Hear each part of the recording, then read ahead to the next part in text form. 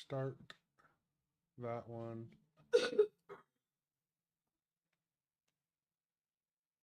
Okay. We are live. Live on all of them. Race Day Live Indy. Why is it not playing? So let's go back. Target made Good and Gather for you, helping you save on sparkling waters in tastes you'll love, made with natural flavors in fantastic combinations. We made Good and Gather for you, only at Target. Roczen, he's great in this building. He added his name to that list of 6. Chase Sexton has 2 wins. Cooper Webb has 2 wins, and right there on your screen, Eli Tomac, Jet Lawrence, Malcolm Stewart got his first win in Tampa. But the latest addition, AC, Ken Roczen, he's great in this building here in Indy. 94's got some momentum right now. I think it's time to say it, JB. Ken Roczen is a legit championship contender. We've seen a different guy this season, as you'll see on your screen here, coming through the pack at Daytona. I have a crazy stat for you, JB. Ken Roczen has won 23 races, and Daytona was the first race he was outside the top 3 on lap 1. So we've been asking ourselves for a few weeks now, is Ken the real deal? Can he take this thing to the end? I think he answered our questions at Daytona, and we know he does damage here in Indy. Well, here in Indianapolis, he's got a 50% win percentage. It's unbelievable. He's won 4 out of his 8 starts here in Indy, so you know he's going to be good here today.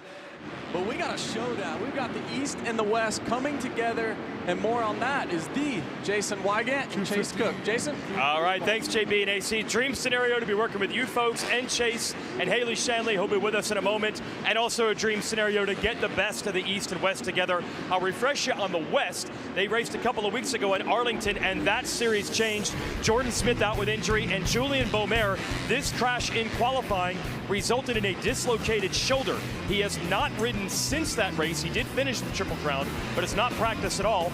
And that's double bad because KTM had dispatched him to Florida to learn some rut practice on softer dirt outside of California to prepare for this. But we don't know much. Julian Beaumer's 2 years into his career. He is not using any of this as an excuse. He says he's ready, but Hayden Deegan is ready as well, really taking control by dominating the Triple Crown at Arlington. What Deegan is so good at doing is finding alternate lines when the track is rough and rutted. He used it at Arlington. It's going to be rutted here. And you know that little attitude that Deegan has? You know he'd like to do that against the best of the West and the East. Absolutely. Look, we all know how pivotal these 250 East-West showdowns can be when it comes to the overall point standings for the championship. And one rider who probably knows that more than anybody is the number 24 of RJ Hampshire. Look, let's be honest, he had a disastrous round 1 to his 2. Mute that so you're not getting double feedback there. Okay, so we're going to turn the camera on here. But you guys are going to watch me put this shelf together as well for my wife. Group 250 overfall qualifying. Bryce Shelley's atop the board at 54.6. Seems like it might be a pretty good time. Not too sure yet. So RJ knows better than anybody how pivotal and what can happen in these 250 East-West showdowns. Just look at the game photo. This one here. Not picked up that red plate holder, Max Hansen, but it's more on those red plates. Haley? Best in class happened to be under 1 count. Monster Energy Yamaha Star Racing. Now for the Premier Class, Cooper Webb's going to maintain that points lead. And for his 250 teammates, Hayden Deegan in the West, 2-time FMX champion, and Max Hansen in the East. But these guys can't get comfortable when they know it. Not here, not in Indianapolis, where the track is known to be the 23rd competitor. Not at this point in their respective seasons, and certainly not in an East-West showdown. And history has shown us that we've seen major point swings come from this. So today is the ultimate test for 250 supremacy, and the setup for it begins now with qualifying.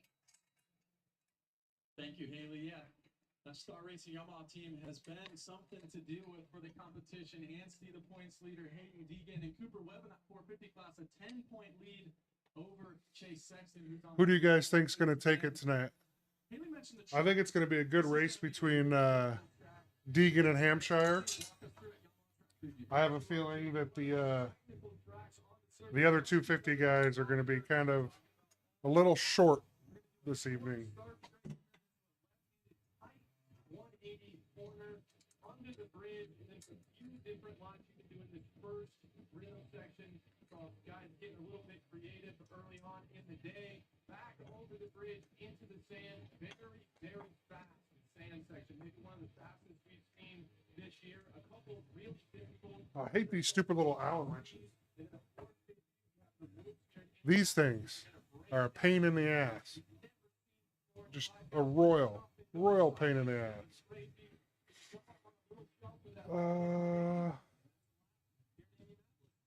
You may think, well, the layout looks pretty simple, but the dirt here is going to be the biggest challenge. There you see an east-west showdown. Bring the two together all the way at the bottom of your screen.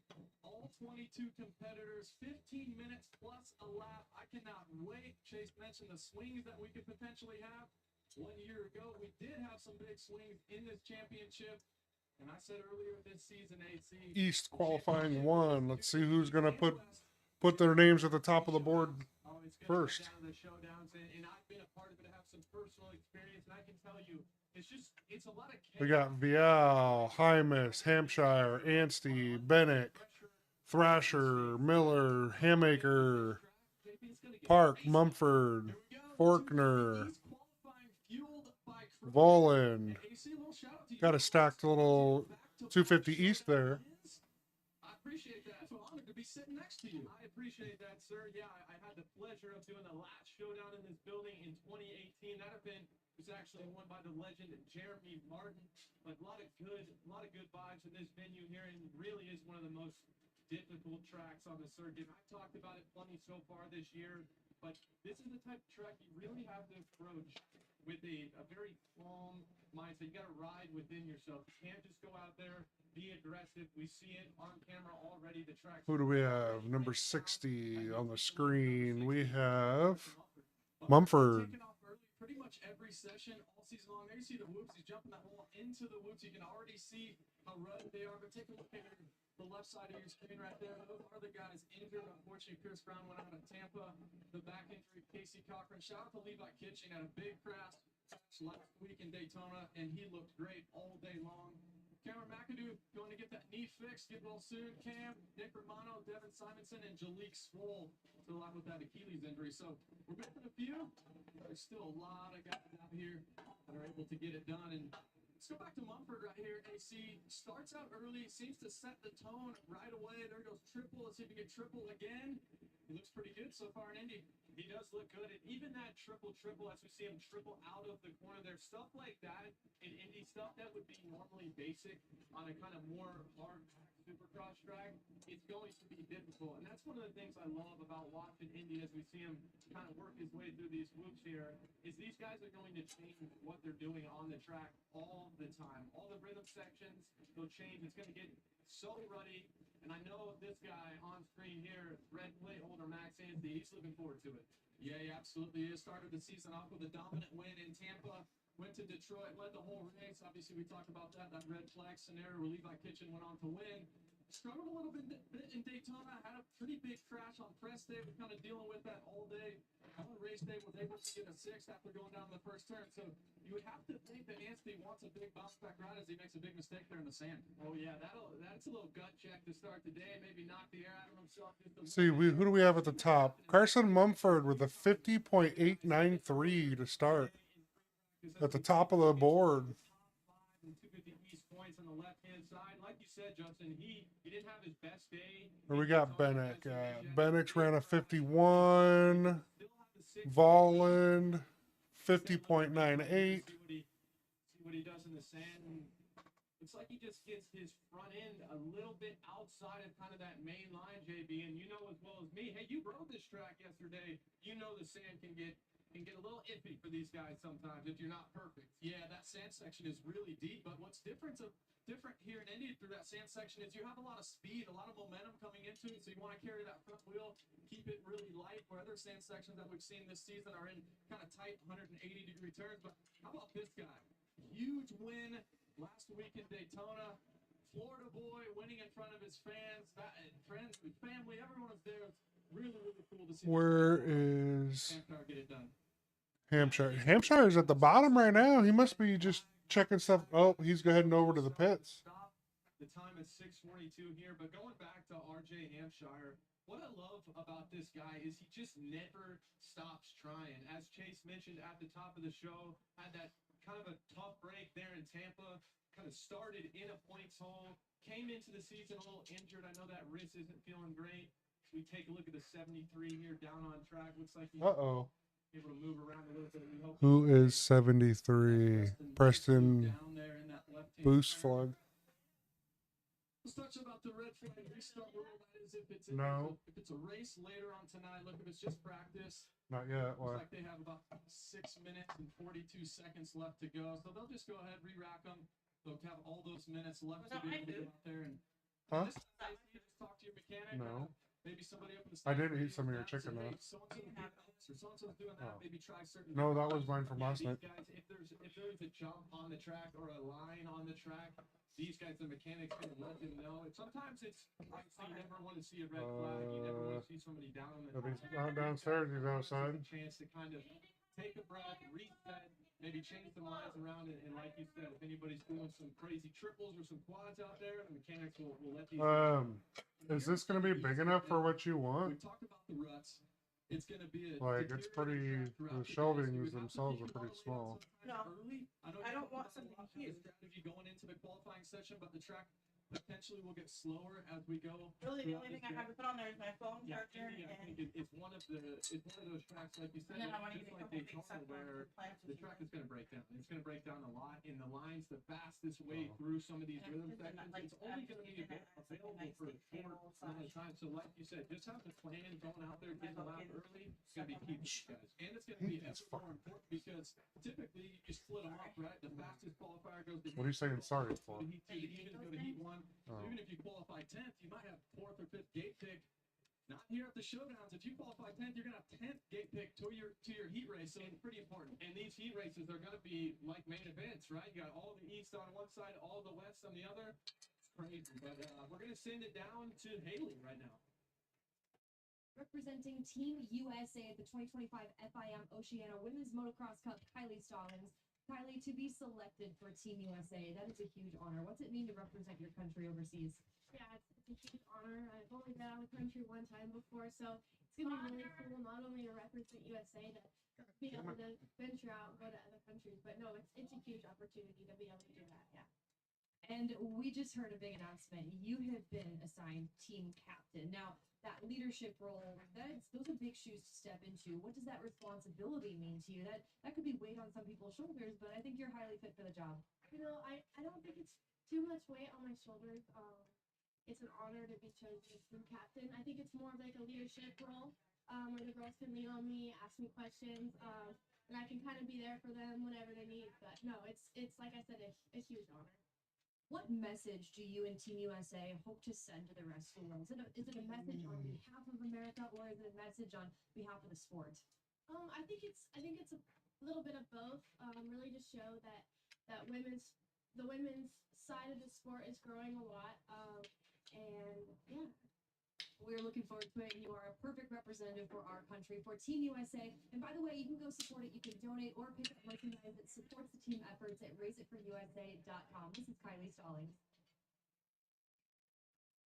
Well, we are down here trackside right now, and we want to give you an update on the track. The track here in Indianapolis is called the 12th man because it has a line of its own. And Gus and Adam, you guys were talking about this earlier. There's a couple things that we should want to bring to your attention. The first is I spoke with the FMX track crew, and we all know how ruddy this track is. And you guys mentioned how it looks like it's drying out right now. We're not seeing the turns maybe as ruddy as we would expect in this first session. However, the FMX track crew explained that there is a ton of moisture in this dirt, and the more that the machines get on top of that, the more that these bikes go over it, it actually brings that moisture up, making the track actually softer. Kind of like a sponge. You got a sponge that's wet, you press it down, as it compresses, all the water comes up to the top. So don't get fooled. This track is going to be very tough and be very ruddy. We all know what those ruts can do, but what about the sand section? Well, kind of the same story. We've seen probably half a dozen riders already tip over in the sand. It's really heavy. It's bogging them down. And if you look to the inside of that corner, just off of the racetrack, you'll see a ton of water and mud. that is the water that is draining from underneath onto the floor. That's what is inside that sand. So it is exceptionally wet, exceptionally heavy, and that is probably contributing to the amount of guys that went down. See all those tracks in that mud? That's water that's coming right out from the surface. That's how wet it is at the base of that sand. So it's causing some havoc for sure. Yeah, but KB, AC, I want to hear from you guys. If you ever had sand that's different consistency, that's different from week to week.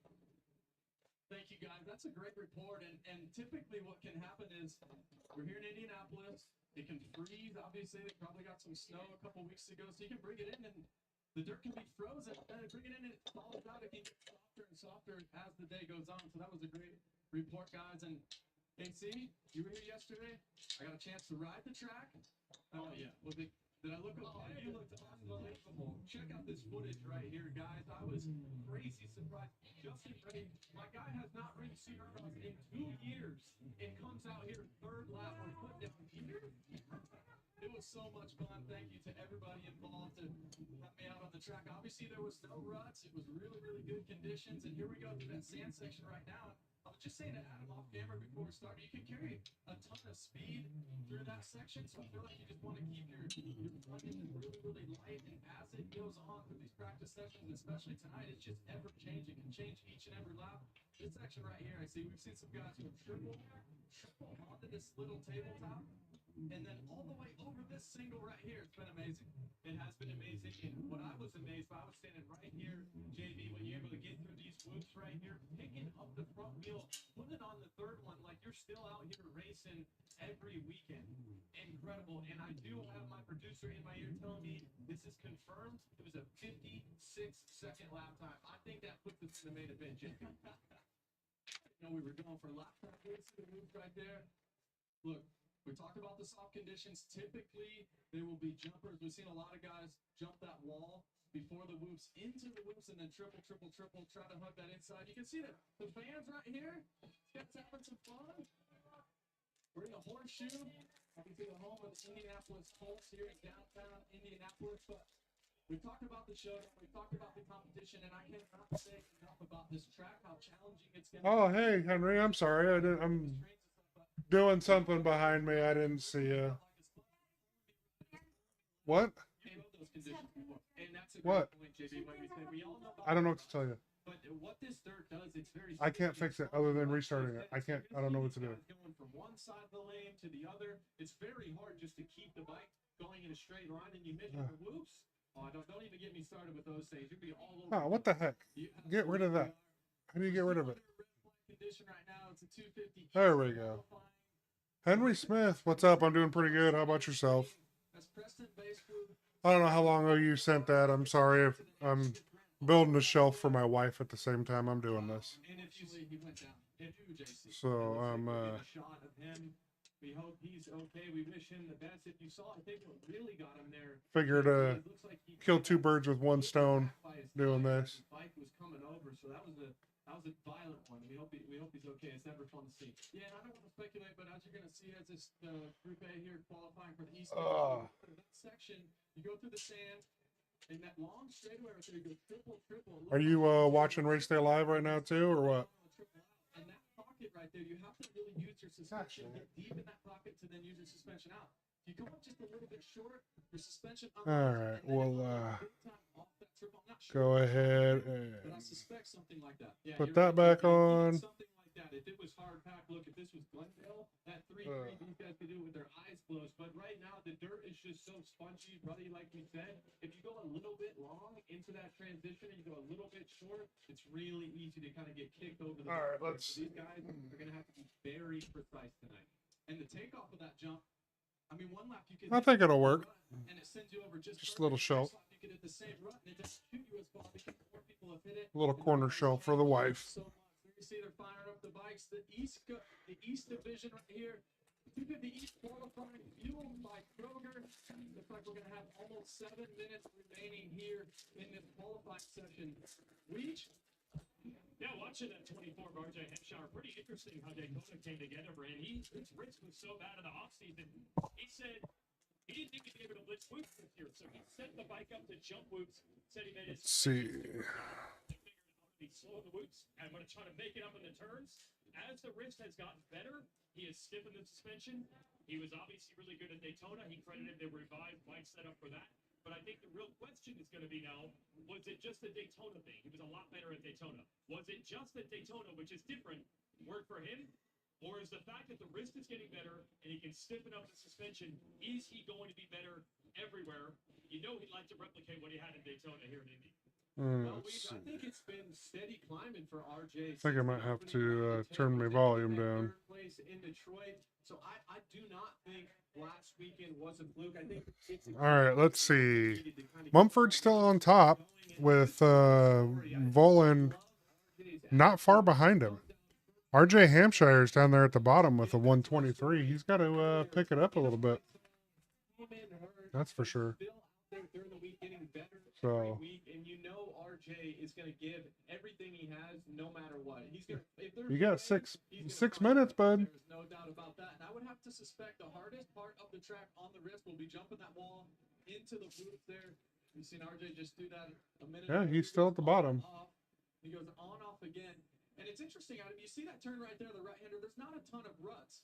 But in these rhythm lanes, that's where the dirt is the softest. That's where that moisture is really starting to come up. Yeah, in the rhythm lanes, that is going to be the most technical area on the track, in my opinion. I think the whoops are going to break down enough where there's going to be a couple lines where the guys can jump through as we see him do that triple, and we got to. Yeah, it's live.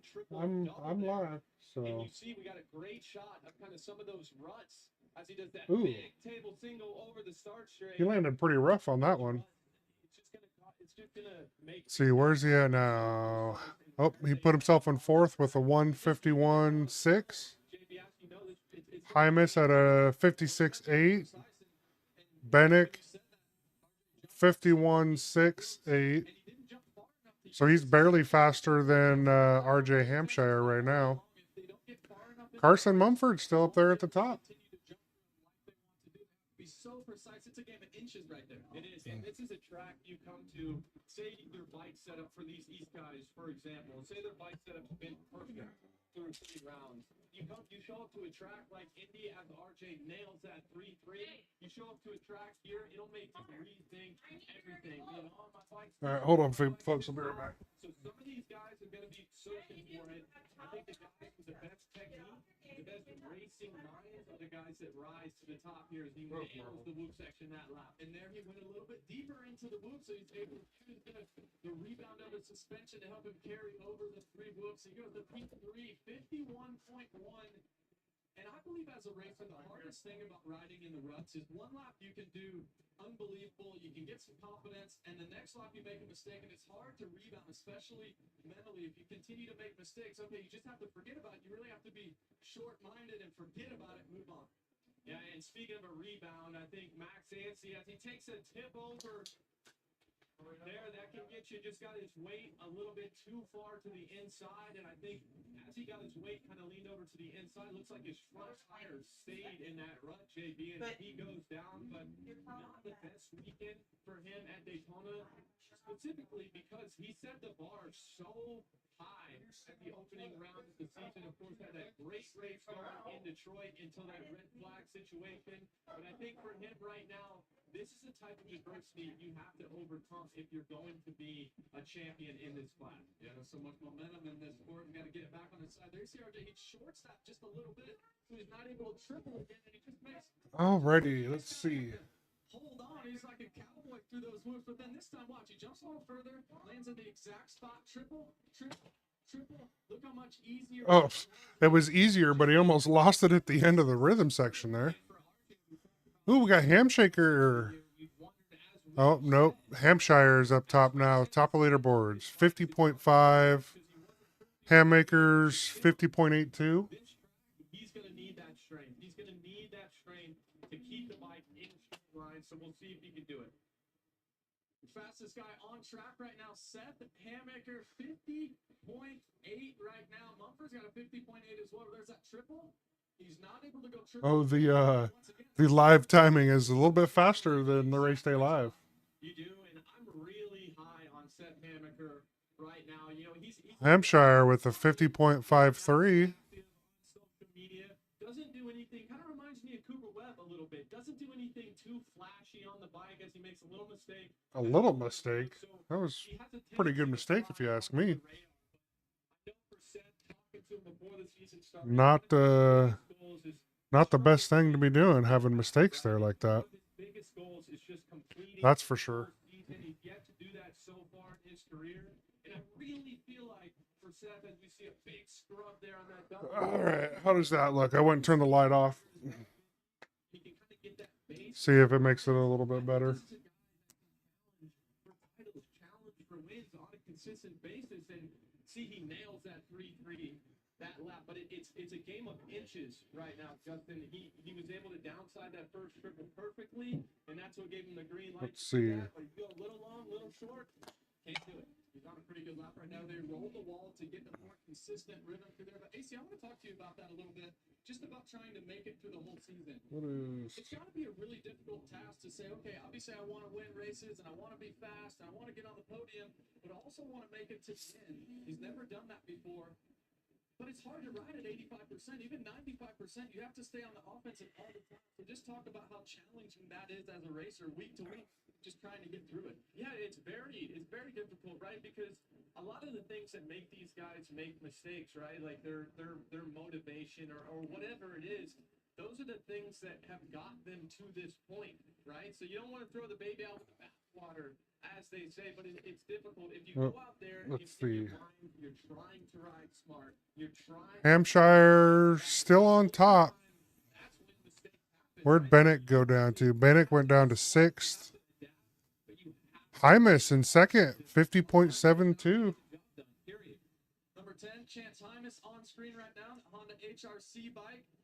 There he gets over that wall. I was wondering if somebody is going to be able to do that. It goes triple, and you stand on the far right side of the track, and you see these guys. You see these guys doing That white bike is pretty nice with those Hondas that those guys are running this week. Today, I wasn't sure walking the track earlier. I wasn't sure if the 250 was going to be able to do that, but from what I've seen, the number 10 of Chance Hymas this lap, it looks like he's ready to do some damage today, JB. Best finish of his young career. Goes to the top right there. First place so far, 50.3. Watch this right here. Jumps the sand. Damn, Hymas. I mean, he made it look sketchy. He got the top spot, but he made it look sketchy. I will say that. Not looking super great there. That is fast. That is fast, and you have to be so precise in order to do that on a 250. Incredible lap from Chance Hymas to the top. And a shout out to Austin Fortner put in the P2 position. Austin Fortner. There you go. That a kid. Adam, we both are fans of Austin Fortner. Obviously a multi-time race winner, a fan favorite. For him to be in there inside the top 3 second, only a 10th off. Love to see it. Chance Hymas on top. 50.3, like I mentioned, Austin Fortner second. There's RJ Hampshire, your Daytona winner, just a couple tenths off. 50.5, Hammaker and Volan. That Club MX Yamaha rounding out your top 5. We'll be right back with West qualifying. Stay tuned. Some are destined for greatness, pushing boundaries and defying expectations. Unwilling to back down, regardless of the odds. Proving that they are willing to put in the effort. And in the end, won't just watch. They will remember. Get ready for RM Fantasy SX, the official Monster Energy Supercross fantasy game from RockyMountainATVMC.com. We are giving away over $100,000 in prizes. And the best part is, it's completely free to play. Top season prizes include customized KTM 450 SXL, KTM 300 SX with race tech custom suspension, full FMF exhaust systems and other extras, the KTM SXE5, a VIP trip to the Fastway headquarters to train with an AMA Pro certified riding coach, a year's supply of Dunlop MX34 tires, a full Stasic 16E dry brushless stability cycles with accessories and more. Prizes for top races. And Milestone video games. And that's just the beginning. 10 prizes will be given away to the top scoring player players enter each round of Monster Energy Supercross, so it's never too late to play. Gameplay is quick and simple. If you guys have any questions, feel free to ask anything you'd like. What my thoughts are on the race, how I'm doing on the RMX Fantasy, because that's not very good. Don't want to take my advice. I am absolutely terrible when it comes to picking the top 5 in the 450 class there. I guess we could mute the commercials on this so you guys don't have to hear them. Makes it a little bit easier.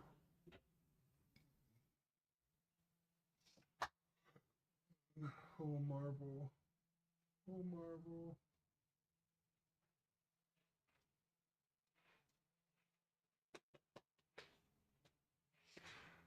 Oh, I got High Miss. Jumping the sand wall, tripling onto the table. Where'd that come from? The track's really techy, super difficult right now, and we're all really close. So we gotta find this little bits, and yeah, my lap wasn't pretty. West qualifying 1. Let's see. See where the top guys go.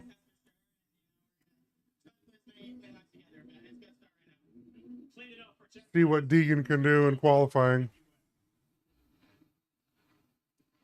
Thank you, Jason. There you see Hayden Deegan on screen, your points leader in that 250 West division. And now keep in mind, JB, it's going to be difficult to compare those 250 East Coast times to this West Coast division just because these guys are definitely getting a track that's a little bit more beat down. So if you guys are, anybody out there, fans of your guys on the West Coast, pulling for them to get that showdown win tonight, do not panic if your guy isn't quite as fast as the East Coast session.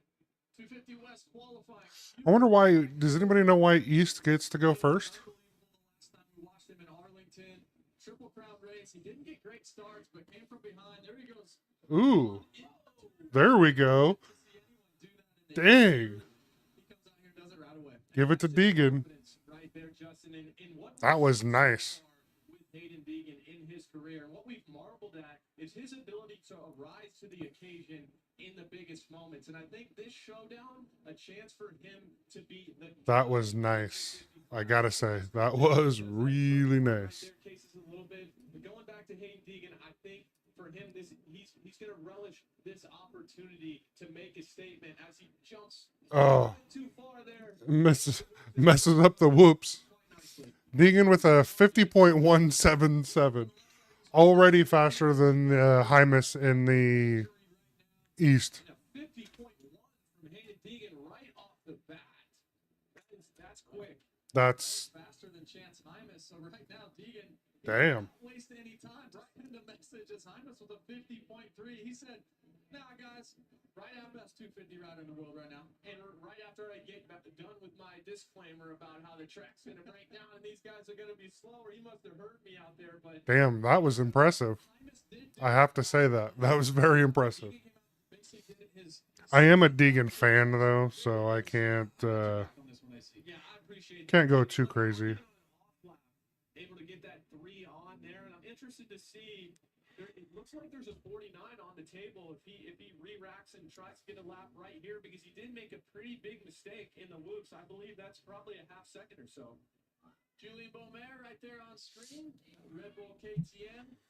He was your points leader for a while, lost the points lead to Hayden Deegan just a couple weeks ago, and this is a big weekend for Julian. We mentioned the point swings that could potentially happen in a positive or negative direction. He is dealing with a little bit of a shoulder injury that Jason Wygant touched on to start the show. Crashed in Arlington. Hasn't really ridden any sense. He did ride press day yesterday, so potentially a struggle for him, but a big weekend to get out there and make it happen. This is a tough one to deal with a shoulder injury at, just because, like we talked about, this track is going to be pulling you right to left. It's going to require a lot of upper body strength, but as we watch Juju set up for a fast lap here, I think for Juju, we've talked about how mature he is, right? At 18 years old, very stoic guy to start the season. Now that he's faced some adversity, that's what I want to see. I want to see him rise to the occasion, right now, even if that's not a win, just be mature. Don't make any big mistakes. Keep yourself in the championship. I believe he has that in him, and I think the maturity is going to come into play here at the showdown.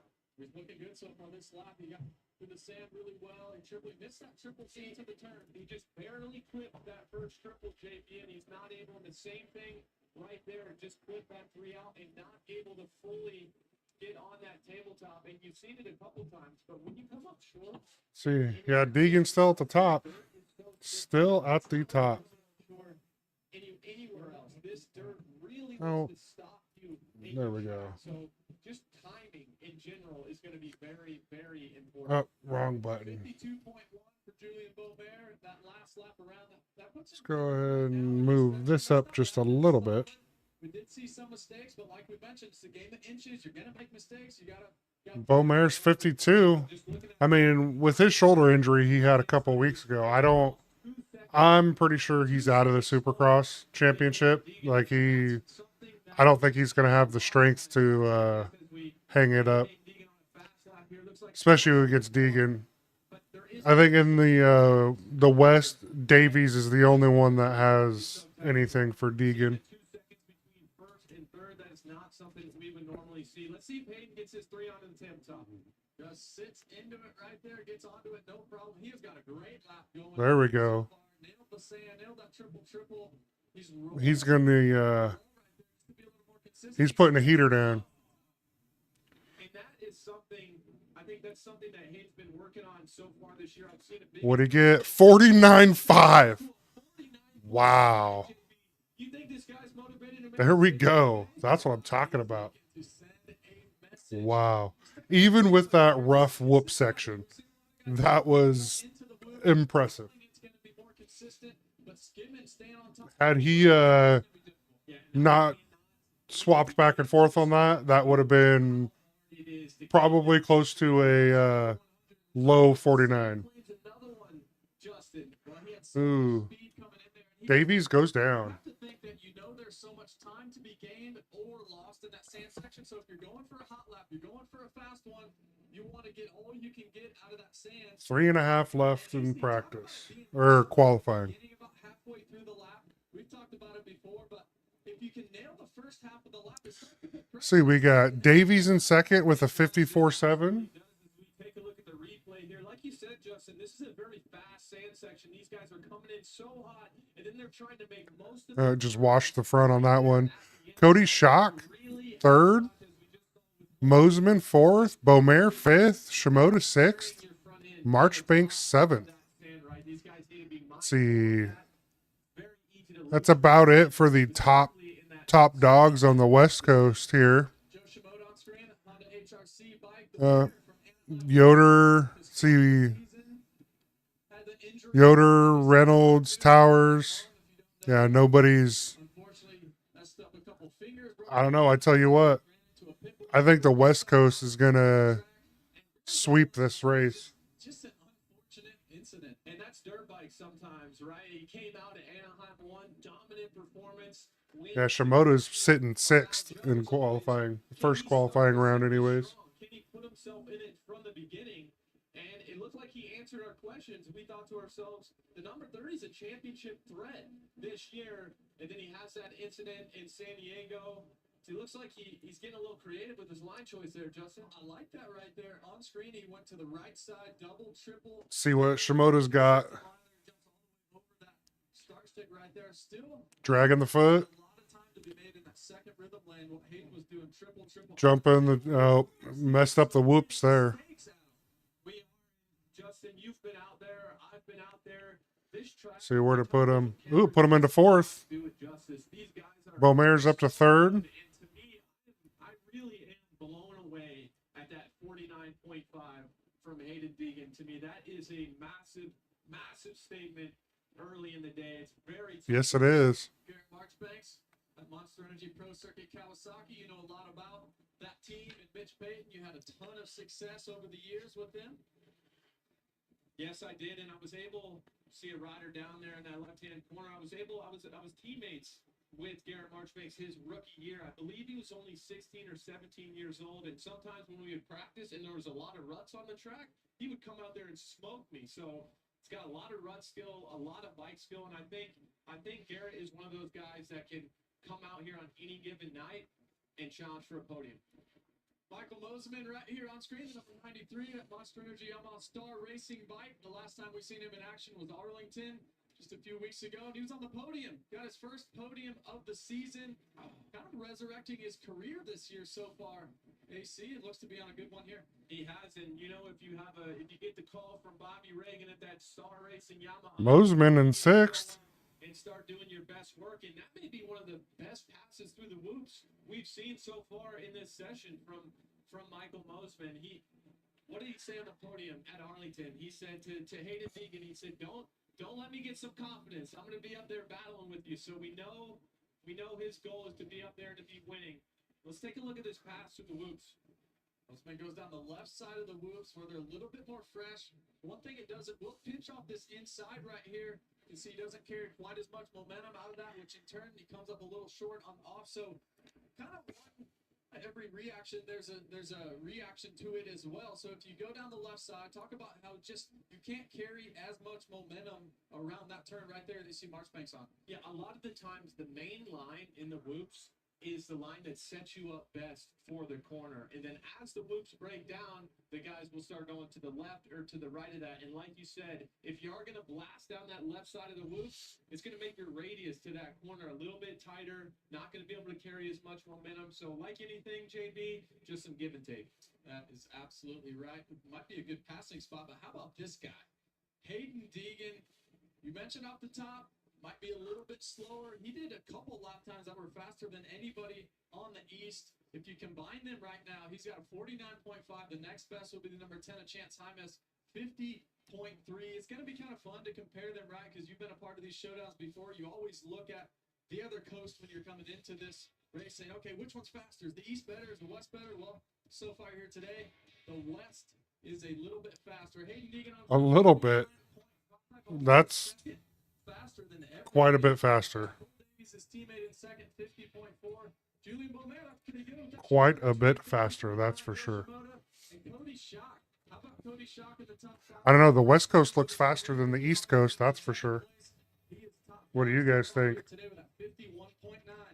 Stay tuned. We'll be back. We've got Hayden Deegan, and then we've got 450 Group A qualifying.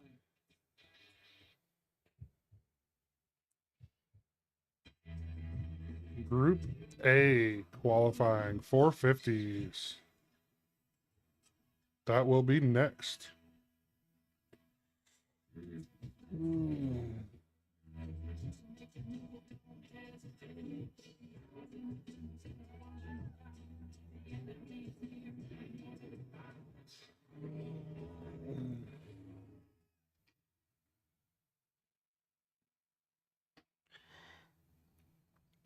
Every generation believes they've been with age comes wisdom. We'll mute this. We don't need to listen to. We've come to realize. We don't need to listen to the commercials. That's for sure. What's everybody up to this Saturday afternoon? Anybody out here watching the same thing, or are you guys just tuning in so you can be updated while you're out and about doing other stuff?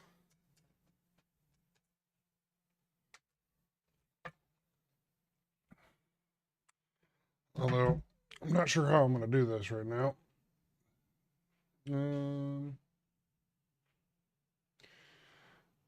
Let me see.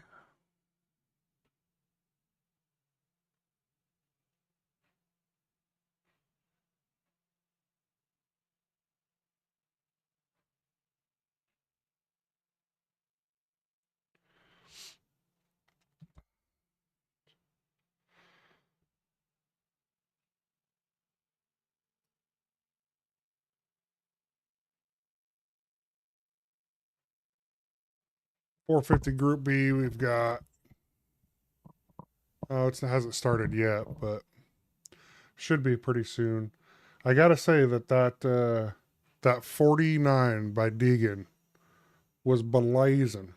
Not sure if he can pull that off, during the race, but we'll see. It'll be interesting, that's for sure. It'll be nice to watch here.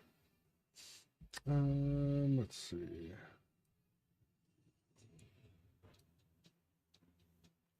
And Hayden Deegan, fast qualifier, welcome back to Race Day Live, and not just by a small margin, nearly a second. I'm trying to figure something out here. Sorry, guys. Jumping onto the table immediately. Is there a little extra motivation with the double stack talent in the showdown to show what you got?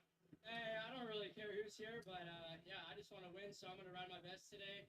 And all the pieces are connecting during practice days, so now I can show you guys, what I made of the race. And Okay, what the heck? Yeah, but did say the track is pretty gnarly, though, as we'll see when the 450s get back out there. There we go.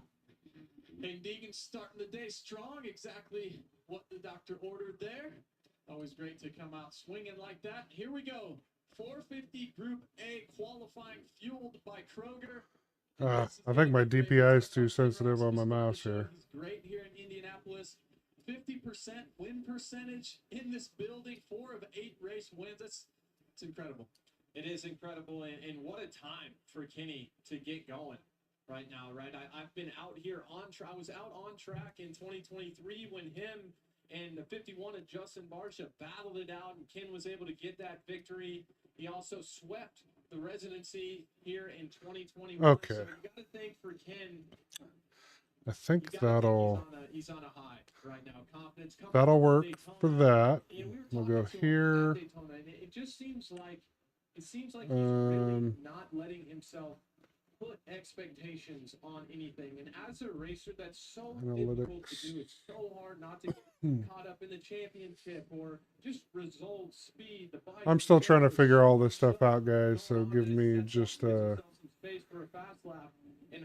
me some slack here. He's been able to keep himself present, and it seems like he's having more fun than ever. And I think that's a big part of it. As we see him do a little different line there, Justin, over and then 3 onto that table. Yeah, that's nice. I think that's going to be a nice consistent way. I can't do that on there.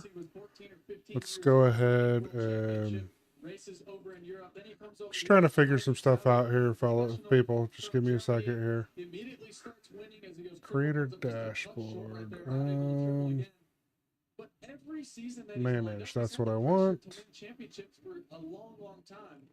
And we talked to him in the press conference to start Let's the season go. in Angel Stadium. He mentioned, when I was a championship contender. Can't pop that out. That might be by design to just ease the pressure. See, who do we got on top? We got Malcolm Stewart with a 49.7, which the crazy thing is that's still slower than Deegan's fastest lap. And he ran on a 250. Of course, I don't want to spend too much time talking about it. But they are 3 minutes into their session here, so. That was the point that Ken was going to take over the Supercross, the motocross scene. And we've seen him kind of come back from that, slowly change the way he approaches things, adapt. And just when you think he's not going to be a threat anymore, I want this. He shows up and shows you something incredible. So just, I think Ken is one of the fan favorites as we see the number 2 get a little buck wild at the end of that whoop section. Here goes the points leader. He's got a 10-point lead over Chase Sexton right now. Go with that red plate background. There you see the injured Stream riders right now. info. Jen Hunter Lawrence both out with injuries. Eli Tomac went out with that leg injury. Jorge Prado, Christian Craig, and Cade Clayson all Activity out right feed. now. Unfortunately, hope to get each and every one of those guys back as soon as possible. But Let's see. here we go. Red Oh, plate that's. championship points leader Cooper Webb pulls a tear real quick off that little wall. Don't want that. Right there. You see those guys starting to really favor that inside of the sand like that, and as you saw Coop as Okay, what is that this? tabletop, you saw him kind of drift. Trying to figure stuff out, guys. Hold on. Of the sand, so he's able to hit the wall on angle. We see him really scraping the tough blocks here. That tells me those Extreme moves health. are beat up. And that's just what Cooper does. His eyes are so wide open. And what I mean by that, he's constantly looking. The lap before, he went down the left side of whoops, and you can see. No, I don't really want the before stream wall, look at health. the right side. Okay, see what this is like. And a lot of times when you're on fast laps like this, you can just be stuck to that one main line. You don't really open your eyes to see the entire track. And if you saw Coop right after the over-under bridge, he's able just to get to the inside of a majority of those ruts in the rhythm section. And as he looks like he just gets his front tire over the wall there, let's see if he's able to nail this triple. He does so, and you see, wow, how Nope, I technical can't. that second triple is with all those ruts on the face. For Cooper Webb right now, this looks like a loose lap. This is a fast lap, but he's definitely sprinting. He absolutely is, and he's just been a little off balance in some of the turns. There you see he goes back to the right side, nails that 3.33. Malcolm Stewart right behind him. Let's see what this lap time is. Cooper Webb goes to third. Malcolm Stewart goes 0.7 fastest rider on track so far as we go to Chase Sexton. 3 on. And I love to 3 off over that start straight. And I love how Chase That ain't working. It ain't doing what I want it to do. Shit. to the left. And as you said, do that big kind of 3 off over the start straight. There, let's see what this lap is for the number 4. What did I do? No, I messed it up. Give me a second, people. Looking at the top of the board there, the 27 of Malcolm Stewart. Man, I know he got the first win in Tampa. We haven't seen a whole lot of, I guess, that elite speed that's required. There we go. We'll just go with that. I'm not sure what I'm trying to get at here, people, but I can't do what I'm trying to do. And I'm not sure if I can even do what I'm trying to do. I want to put this information. About it all show so far, but it requires so much strength to ride this track and to ride it fast. To be able to Activity feed of the motorcycle when the ruts, the grooves, all the dirt is taking you in every different direction. In Malcolm, there's no doubt about it. Strength-wise, as he comes up a little short on that wall, he's one of the strongest, if not the strongest guy on the track. Yeah, he really is. There you see him taking a little bit different line. He goes 3 on, then over that start straight right there. But what he did there we go. He went double, triple, double, and I wonder if there's many mistakes as we're seeing guys on the right side of that rhythm lane go triple. Not very many guys are able to do that lap after lap, so maybe Malcolm's already thinking strategy for later in the night when the track even gets worse than it is right now. Portrait. Yeah, he just had backed out of that lap, Justin, not doing a fast lap there, just made a couple mistakes. Let's see if he's able to really nail this first half, and I think if he's able to Landscape. No, we'll go stay with portrait. With everyone's flow. Let's see if he's able to get over the wall, do it clean, and then 3 this next rhythm lane. I don't think I can get it to pop out like I want to. To go roll, gets the 3, but just clips it a little bit, Justin, and where you can get away with that in other tracks, other conditions. Stream But here in summary. Indy, you have to be perfect. You have to be absolutely perfect. Once again, he was just about 6 inches short. I don't think I can. Hold on, folks. I'll be right back. Gotta let the dog out.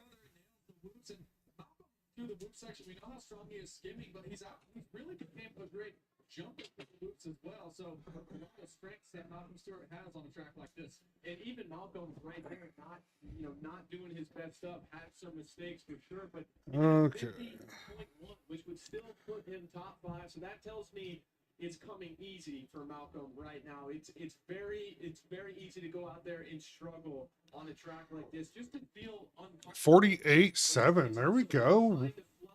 Let's go, Roxon. Stewart. It can feel effortless, and that's what I'm seeing. Where's Webb? We got Webb down in 4th, Sexton in 3rd. 49.8 sits 4th overall in this session right now. There's some yellow flags out as they go. Minute and a half left of group qualifying 1. Once again, just kind of mess around with the whoops, seeing what line works, what line doesn't. And AC on a track like this, if you can just nail one section of the track. Plessinger down in 7th. The Cowboy. Around the whole entire track. Oh, absolutely, JB. And on a track like this, there's plenty of times in my career where I was riding the whole track, and all I was thinking about was the whoops because I was so uncomfortable in that area. So if you're able to nail that, Ooh, Webb caught his foot in the sand there. on the screen, I love how he did that. Those guys aren't quite able to get completely over that wall, so you saw Cooper kind of wheelie into it, able to keep his momentum going forward, stay very Let's go, Cooper. in that left-hand turn, nails that rhythm section. Let's get a good lap going, Webb. The jump just short and jumps over the first one. I love that. For going down into that, there's a lot of ruts right there. He's jumping over the ruts. And shout out to Marvin Muskin. He was kind of the first guy to make that popular. A lot of the times when the track... Got a few 49s. Become jumpers. That second, that first whoop after the starter whoop gets very steep. And a lot of guys will roll the starter whoop and jump off that second whoop. See, we've got 12 seconds left, and then we'll go to Group A. Will come on. Instead of going up. That's big brain moves right there from the two-time champ. Big brain moves. Especially come that main event, the last 10 minutes of that main event where Cooper Webb does his best work. But that lap that we caught of Cooper was a 49.9. The fastest he's done is a 49.8, so not bad. Made a couple mistakes, only 1/10 off of his fastest lap. We see Roxon right here go 3, and just look at all the ruts and the balance that you have to stay straight in those ruts. We talked about it off the top. You're going to go from right to left, and the dirt will drag you in those places. We see Chase Sexton on screen, currently third right now with a 49.8. I think he wants more, Justin. And I'm seeing some body English in these rhythm sections. Ooh, Sexton just messed up. Immediately sets up, revs the bike, going over the underbridge, not happy at all. I know Chase. I know how competitive he is, and we oftentimes see him try really hard in these qualifying sessions. He will go at it to the very end to see his name on the top of the board, so you know he's going to be coming out in Q2 with some revenge in mind. Well, it just shows how important it is, right, to see your name on the top of the board. You've seen it there many, many times, and we talk about it a lot, but some people doesn't matter so much to a guy like Ken Roxon. If he qualifies ninth, it's not going to affect his night. Cooper Webb, same way, but a guy like Chase Sexton, he'd love to see his name on top, being the fastest. All right, let's see what Group A qualifying does. A little bit more chill about it, but for me, just getting the day started in a good direction, right? Oh, yeah, they're still rolling. Top of the board gave me confidence, and like you said, Just finishing up Group B here. He's going to go back to the truck. You're going to review video. He's going to say, "I want you to do this, this, and this." Damn, those ruts are gnarly already. These ruts on your screen, Justin, they look really scary here on our monitor, but they're even scarier down there on track. Look like a set of corduroy pants. Wow. See, you remember corduroy? Is that before your time? Wow, wow, wow. Yeah, don't even get me started with the old jokes.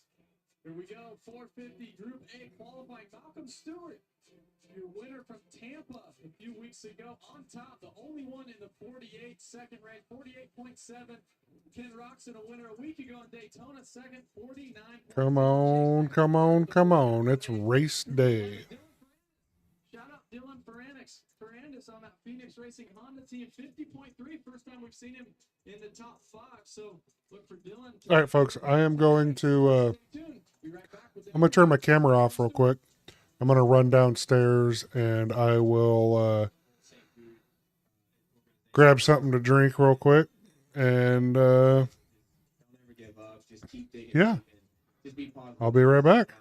Eventually you'll get over that hump. So just, I always will say that I can't relate to what you guys are dealing with, but I can only relate to injuries. And anytime I'm down on myself, I just try to think positive, and I get on the other side of the hump. So kids, whatever, any family, be positive around your kids. Kids don't ever give up, and hopefully see you on the other side.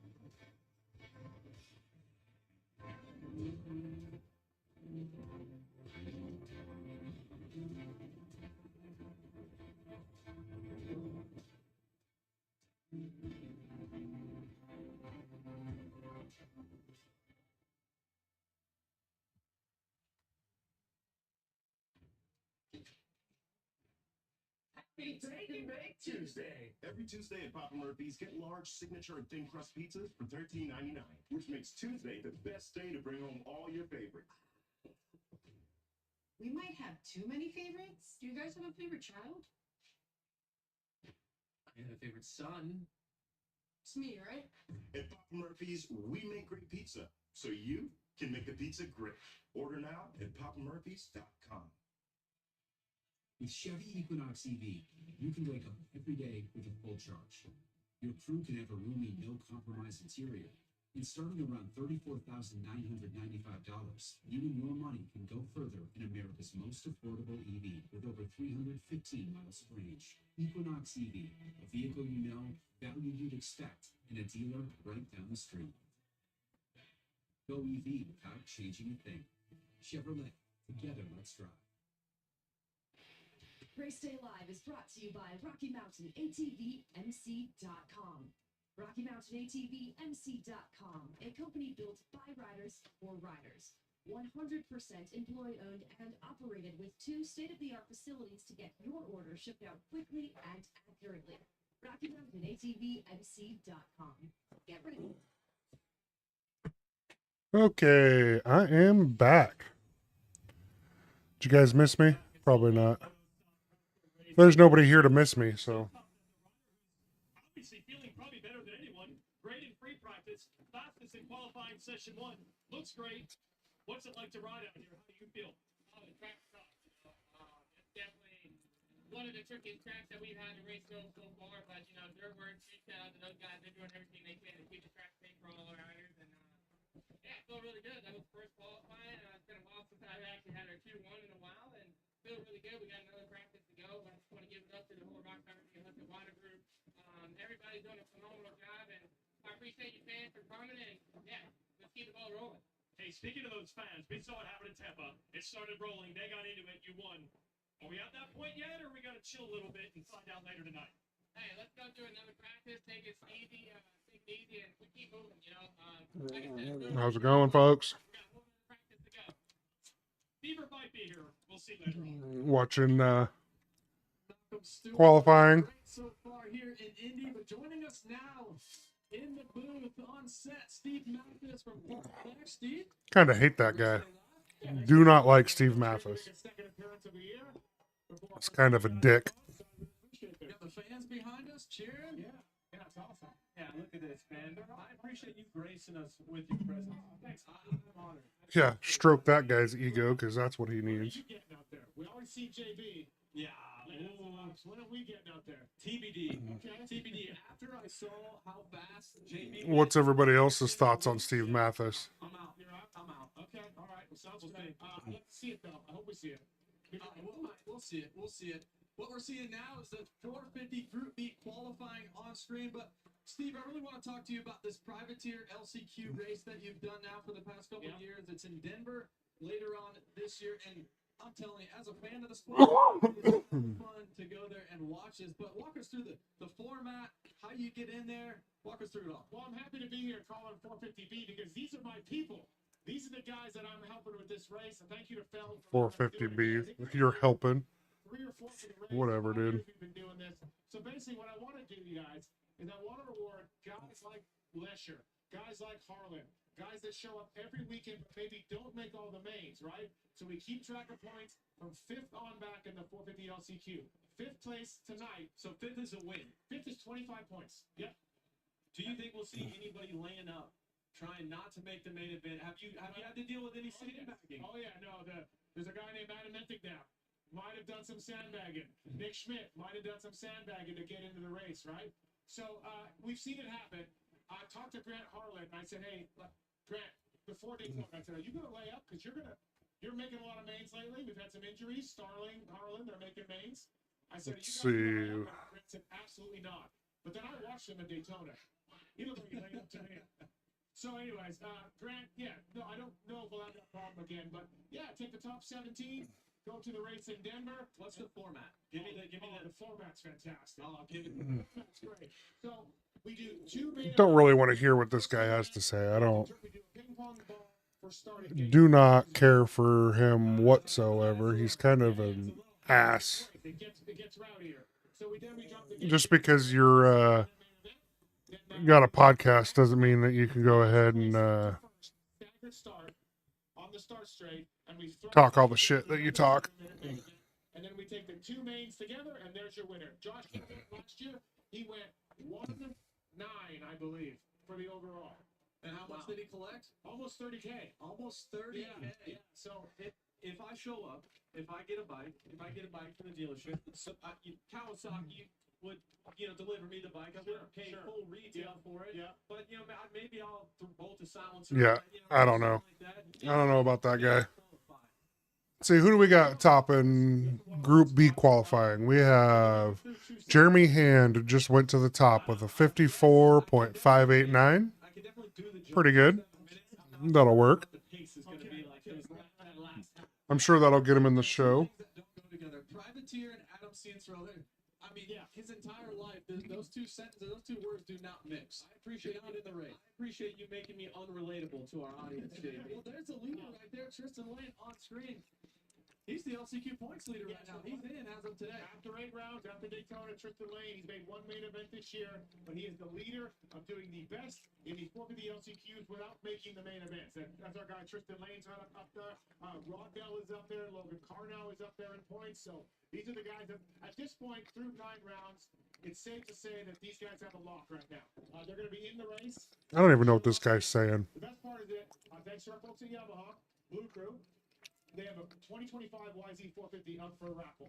So, and we have like 13 or 17 other great prizes from guys like Fly Racing and other companies that's Renthal that have supported us. Go to pulpamex.com, buy the raffle ticket, $30. You entered in a raffle for the free bike or any of the other. Ooh, free bike. I ain't doing nothing that supports Steve Mathis, Pulp MX. Not a fan of that guy. $700,000. That's what I was going to give away. So it's really awesome. How did it all come about? When did you get this idea? Well, the guys at Blue Crew supported Pulp MX for a long time. I get a bike, right? They said, we're going to give you another bike, and you can do whatever you want with it. So the initial thought was maybe I give Alex Ray a practice bike. And then I realized, wait, that's going to be just destroyed. I don't want to do that. So then I started thinking, what can we do? Well, let's help privateers. Let's do this. Because I was a privateer mechanic for a long time, right? Nick Way took him to top privateer in 02. Tim Ferry took him to top privateer in 99. So these are things in my heart. Supercross. So I thought, let's help privateers. And so we were giving this money away and doing really good things with that. And then at some point, I approached Dave Prater, Mike Neely, Sean Brennan at Feld, and said, is there any way I could have a race? Not thinking they would agree, but they did. And so they gave us Friday in Denver, second last round of the year, and so that's how it all came about. I love that. And I had a chance to go to Pat McAfee's studio yesterday, which was an amazing opportunity. Thanks to Feld for putting that together. Colt Nichols was on the show, but I did see we had a little bit of an interaction on. I'm a legend. Thanks for joining. People saying that you are the Pat McAfee. Adrian Collins, thanks for joining. Couldn't agree more. You've done as much as I like to. What are you guys doing this Saturday afternoon? You've done a lot of great things for the sport. I appreciate it. Thank you. I appreciate it. Yeah, honestly, Pat, and I follow him not super closely, but he kind of started with me, in the fact that he was an ex-hunter. He started sort of a fun podcast show. DZZ, thanks for joining. RJ, thanks for joining. Nowhere near Pat McAfee, but we started in the late podcasting, and things were loose, and you guys know. I'm gonna say Parmacords, thanks for joining. Caden, thanks for joining. Riley, It's been fantastic. And then now it's what are you guys doing this Saturday afternoon? Well, Saturday morning. It ain't afternoon quite yet. At least where I'm at. It's only 11:40 where I'm at. Yeah, it's amazing what you're doing. You guys can also catch me live on Twitch and Kick at Corey the Great, CORYTHEGR 8.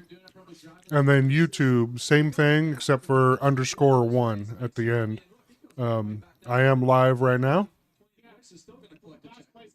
on all three of them, all three platforms. You want to talk about, JB, you mentioned it, right? I was a factory guy pretty much my whole life. Got sponsored young, and I think I love this. We see it looks like Logan Carnow makes a big mistake right there. Some of those ruts getting pretty deep, but these guys, the passion that they have. Us factory guys, the only thing I ever had in my garage was my Jacob, what's up?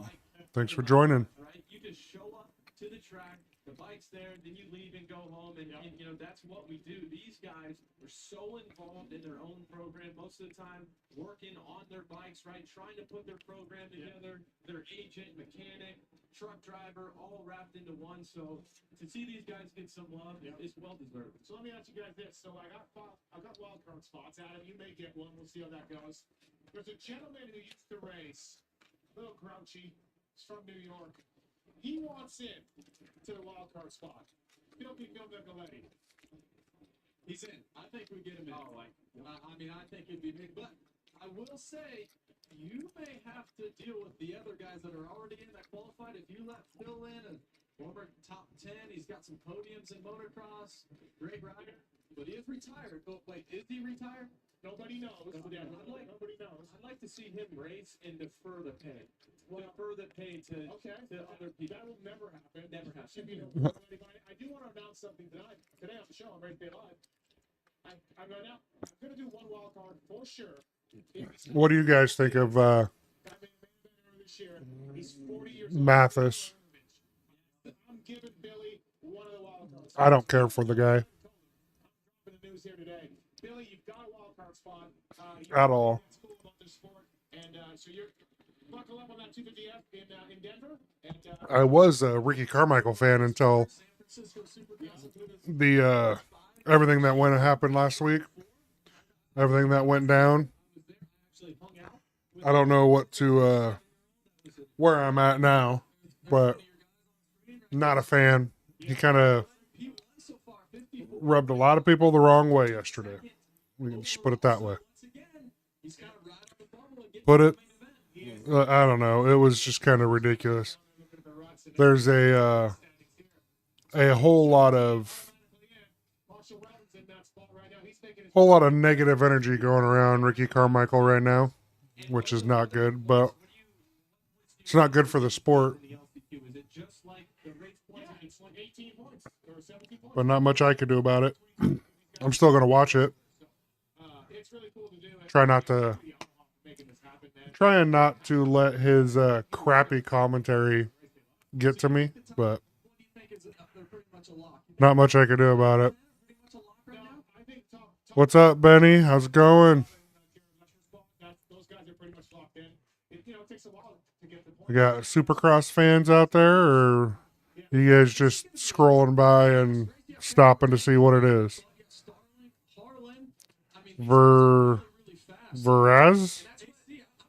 Vera. I'm just going to call you Vera. Thanks for stopping by. How you doing?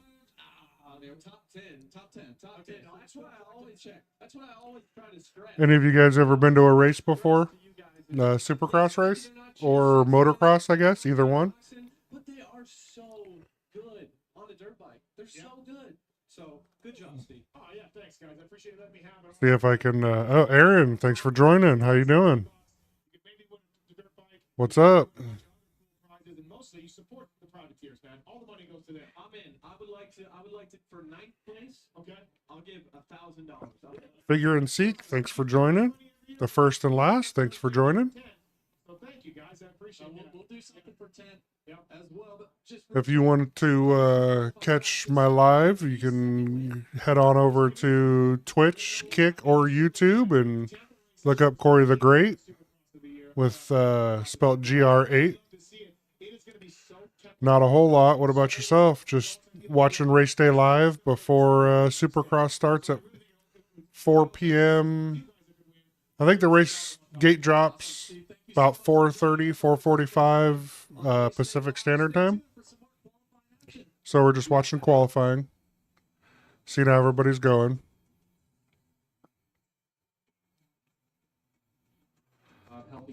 I was going to say that dude's talking. We can't hear him. Sweet. Thanks for stopping by. Anta Harris, thanks for joining. How you doing this afternoon almost? Well, for me almost.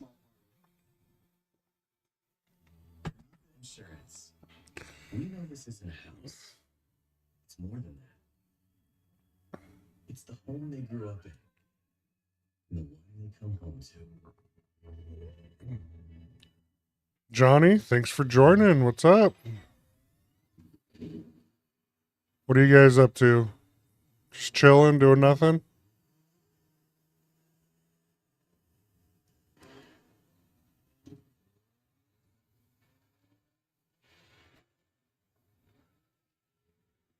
Mr. Spy Monkey. Nice name. Thanks for joining.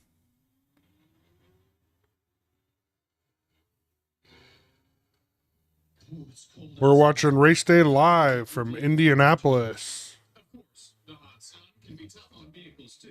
Oh man, what is your name? Nathan? I think that says Nathan. I can't read that font. Thanks for joining. War Thunder Crew. Thanks for joining. Man, how did you get that font on your name? I could barely read that.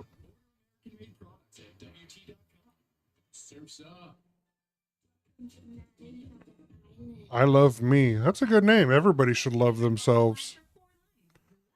Nathan, welcome back again. How'd you get that font on your name there? I can barely read that. I don't know how to change stuff. I barely know how to launch TikTok. Go live. Anna, thanks for joining. What's up? Old Target. Not a fan of that store. Things are kind of expensive there. Not sure why everybody loves Target, but they do. Whatever. Oakley is proud to be the official goggle and eyewear partner of Monster Energy Supercross, delivering vision powered by... Yeah, I'll be going to Supercross end of the month in March. And I might go live there, bring you guys along. Obviously, I won't live stream the actual race itself because, I mean, Supercross is copyrighted, so I'll be surprised if I don't get in trouble for streaming on or being live on TikTok doing this, but oh well. I've already gotten a 24-hour ban on TikTok live. And the second time I ever went live, I got a 24-hour suspension. See, we're in Group C qualifying. So far, we have Preston Taylor atop the board at 58.267. So that might get you in the show. I'm not sure. I'd have to... I don't know if I can look at the results so far. Nope. Can't. Let's see. No, I can go to the practices, but this is just going to show me all riders. Yeah, it's not going to show me what the past qualifying sessions were. I'm not so sure if I can even do that or not, but... Hi, Tiffany. How are you doing? Indy next, I have Loki Hughes. Loki, this is your first Supercross race. What do you think of the experience so far? Yeah, it's been awesome so far. I'm just in awe at the moment. I mean, it's nice to go to a race event. Well, I'm just sitting in my chair right above you, As an open wheel champion yourself in other trying to get people to watch me. to adrenaline. Have you had a chance to go out and watch practice and just see what these guys are doing on track and what's that been like, if so? Yeah, not yet. So I'm super excited. I'm sort of itching to get in there and see what it's like. So no, it's gonna be cool to go and see it all. Are you watching me, my live streams, or are you just watching me on TikTok? Yes, well, I suffered arm pump very badly in 2023, so I got in contact with the McKinley Clinic, which specialize in all sorts of orthopedic injuries, and for me it was arm pumps. So I got in contact, got their Botox treatment done, and back in the car in no time. And You don't know. to win championships. What do you not know? Are you watching me on YouTube, Twitch, TikTok, Kick? Loki Hughes, an Indy next driver joining us today at Supercross. Thank you, Haley. That's really cool to see. Obviously, because that's where you're responding to me at. Hey, see here in Supercross and Motocross, but they deal with it in the car as well. That's what That's funny. Same thought as you, Justin, when I heard that. Those guys are next level. It's always cool being in Indy, the IndyCar kind of industry. A lot of them are able to come out to this race and be around, and we definitely appreciate them. See, we got Alex Nagy atop the board now at a 56.363. Four wheels, obviously the 500 right up the road here. 450 group. I've been to Indy racetrack. It's pretty interesting. They got a pretty cool auto museum there at the racetrack. Riggs, thanks for joining. How you doing?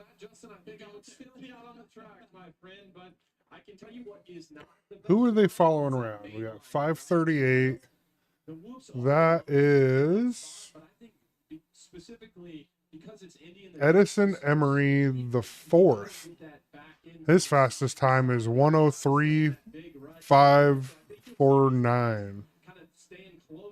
Now these Group C guys are quite a bit slower than the other guys. I think the qualifying one in 450 was a 48 or a 40 low 49. Yeah, difficult track, difficult sand section right there. This rhythm lane going double.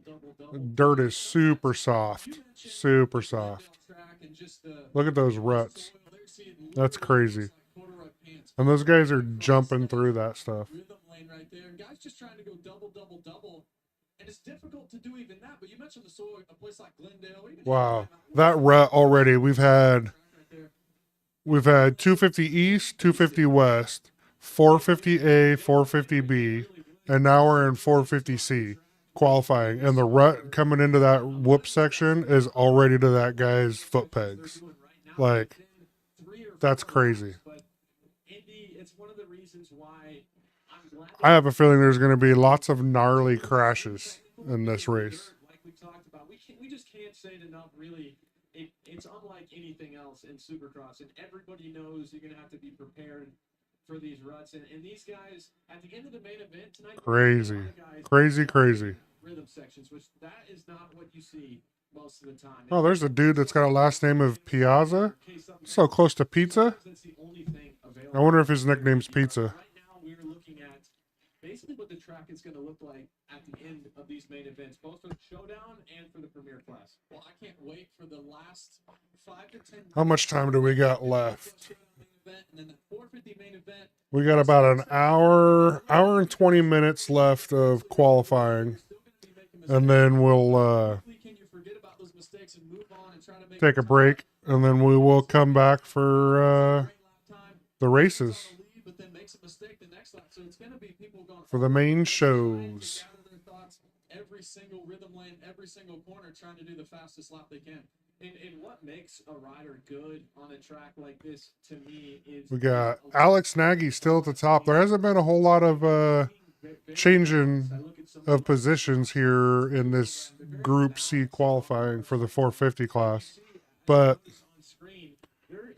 that's the way it goes. These guys they're out there spending their own money to get to the races and be out there on that track to fight for the night show. Like, this is the gnarliest sport on the planet. Like, you can't sway my opinion anyway. I can't think of a sport gnarlier than Supercross, motocross, any of that stuff. Even on the far edges of the whoops, as you see, starting to get very ruddy there as well. Alex Nick, top 56. I've watched guys crash, get up with a dislocated shoulder, pop their shoulder back into place, and then give it a little test, make sure they're good to go, hop back on the bike and take off in the middle of a race. Like, man, these basketball players jam a finger and they're out for like 3 weeks. More left in this show, Race Day Live. Be right back. It all starts here. 2025 men's Big East basketball tournament will see a first round triple header, a quarterfinal double header. Only on Peacock. It's only one place. Unbelievable action. With the Big Ten men's basketball tournament tips off. That's the first round triple header live only on Peacock. Happy Take and Bake Tuesday. Every Tuesday at Papa Murphy's, get large signature and thin crust pizzas for $13.99, which makes Tuesday the best day to bring home all your favorites. Papa Murphy's Tuesdays. Too many favorites? Do you guys have a favorite child? Shit, nobody's buying that many fucking pizzas. No, not at all. At Papa Murphy's, we make great pizza, so you can make the pizza great. Order now. Okay. It went from, what was it? $10 Tuesday pizzas at Papa Murphy's. Now it's 14. Freaking crazy. $14 for a pizza on a Tuesday. I wonder how much cheaper that is than regular, though. I don't imagine it's too much cheaper. Fantastic combinations. Delicious salads chopped and ready for quick, easy meals. And tasty berries frozen at peak ripeness, ready whenever you need them. Let's see. At unbeatable prices. We made good and gather for you, only at Target. Hey, did you know with Priceline you can save up to $625 when you bundle your flight and hotel together? Bundle our flights and hotels. Totally misunderstood that. Go to your happy price, Priceline. Hey everyone, Ken Roxon here. I've never heard anyone say that before. Honestly, they got. You can actually win my race bike. Wait, we're giving away another race bike? Holy moly. Giving away bikes, huh? Welcome back. That'd be cool. It'd be cool to win a bike. Ken Roxon's motorcycle. That is so Win Ken Roxon's bike? Other than the fact that it's a absolutely, it definitely is. And kickstart bike. What's up, Jay? How you doing? You watching the race too, or are you just working on the house? 450 Premier Class Championships. Jason Wygant was able to catch up with him yesterday. Hey, here Larry Brooks, his team manager for Ken Roxon's squad. That's Progressive and Star Suzuki, and also the Twisted Tea Suzuki team. But Larry, you have a rider who's battling for the title, had the red plate. See how we can win that Roxon's bike. Team manager for champions in the past, but I think sometimes people forget you were a racer yourself. And I want to know, as a racer who was a grinder, a guy who had heart, gave it everything you had, when you see the talent of Ken Roxon. Oh, nice. Salon day. Because I know you respect it more than most. I'm not so sure we've taken Chloe to done a full salon day. I know she's had her nails done, but I don't know if she's done the whole pedicure thing or any of that stuff yet. What they do out on the track and how tough those tracks are, it's really amazing how good he is of a rider. Who do you got for the win in the 250s today, Jay? According to qualifying, the 250 West is faster than the East, and they went second in qualifying. For the championship, we want to be in the running. You know, we just didn't know where we were going to fit in at the beginning of the year, and yeah, the races went on, the season kind of ground out. That we're still in the hunt. I mean, we have one bad race, and that does happen at times, but you know, That one bad race from Roxon. Oh, shit. Kind of sucks for him, but See, I like this. You always find all the details. So when you have a guy like Kenny, I'm sure every athlete's different. okay. Depending on the rider, or do you Need to make sure I'm still in my camera because I'm going to lean back a little bit here. Yeah, it's going to be a good one. Deegan put down the fastest qualifier and they went second. He put down a 49.5 and he was over a second faster than anybody else in Group B qualifying. So it was pretty impressive. Not sure if he could sustain that for a whole race, but it was pretty good. And then I think the leader, Chance Hymas, from the East did a, let's see, what was it? He did a 50.4, I think. Can't remember now. Last thing, this Daytona win. He could have won several races this year, but I gotcha. No worries. This one ranked up there pretty high. Yeah, it's gonna be a fun one. I was thinking about getting some guys together and watching having you guys come over and watch the race today because it's the first East-West, but I was supposed to work and then, well, I'm not, so. Large at the end of the year, not used to be title contender, still a title contender. Ken Roxon and his man, Larry Brooks. See, we have 250 East should be coming up here shortly again for qualifying number 2. Keep racing. What am I doing? I'm coming out of all these factory teams into a non-factory team, and he's been, with some of the greats back then, getting championships and just being unreal at what he does.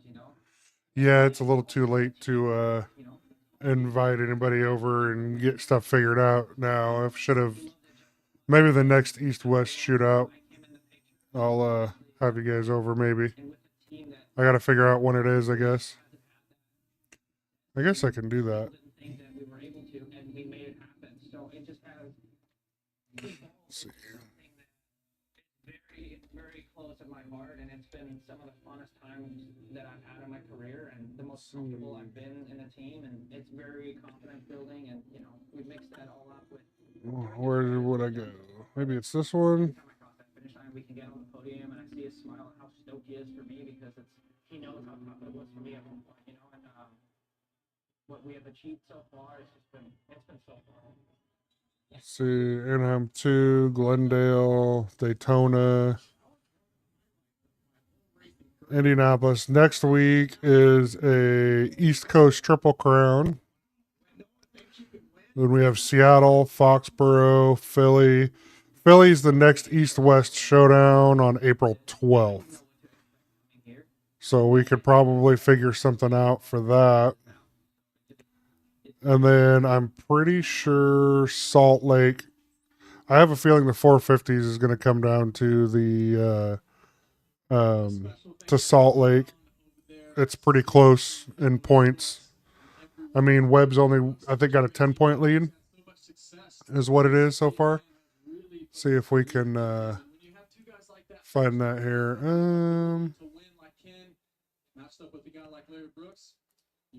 Overflow. No, practice. Yeah, Chance Hymas ran a 50.33. Faulkner ran a 50.4. So Faulkner had a pretty good qualifying session.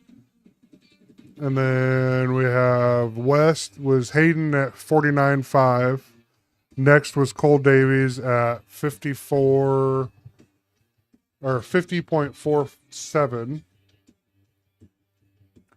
So he did pretty good there. See if I can find the.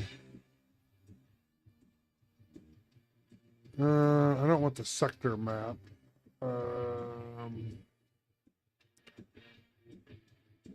Is there results? Let's see if I can. No, I can't find.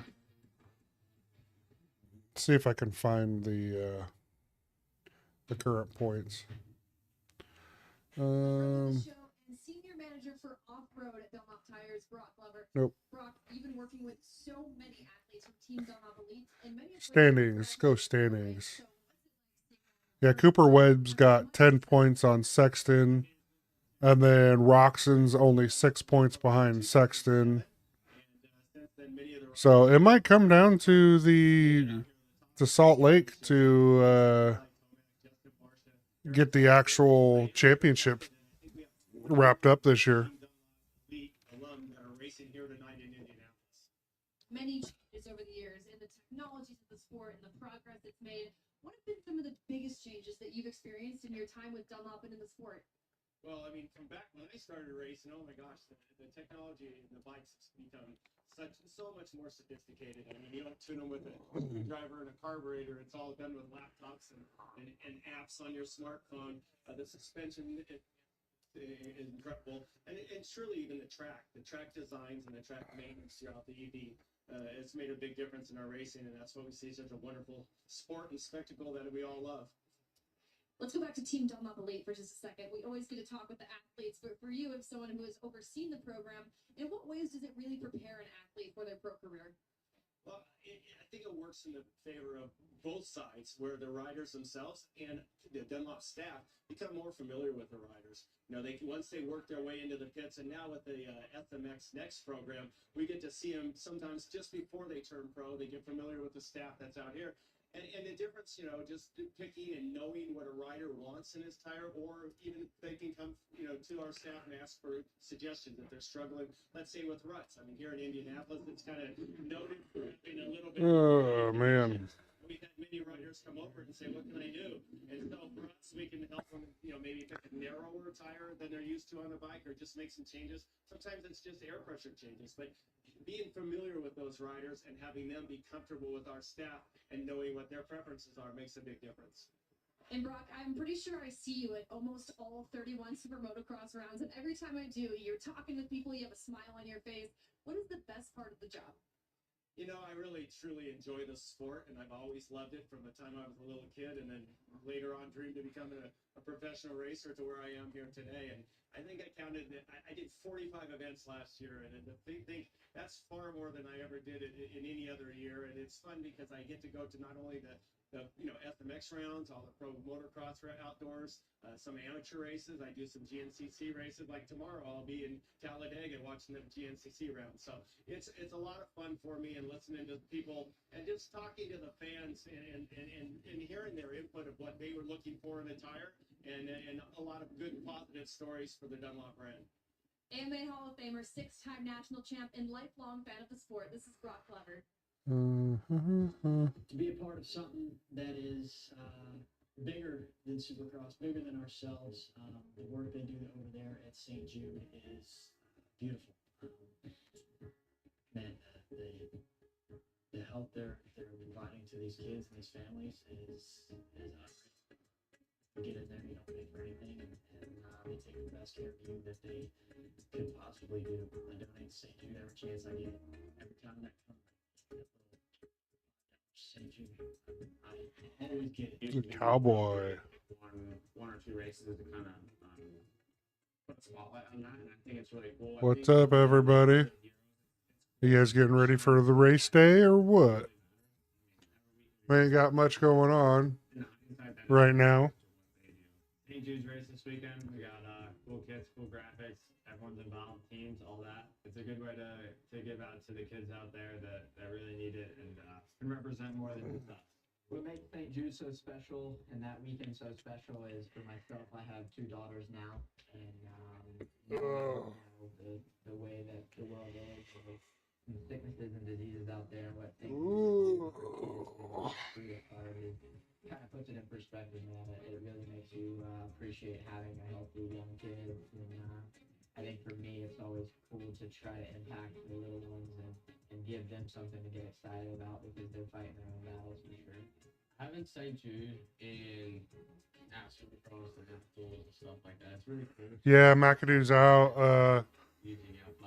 I'm assuming he did something to his knee 2 weeks ago and decided he's just going to take the season, get his knee fixed, so he's out, which sucks.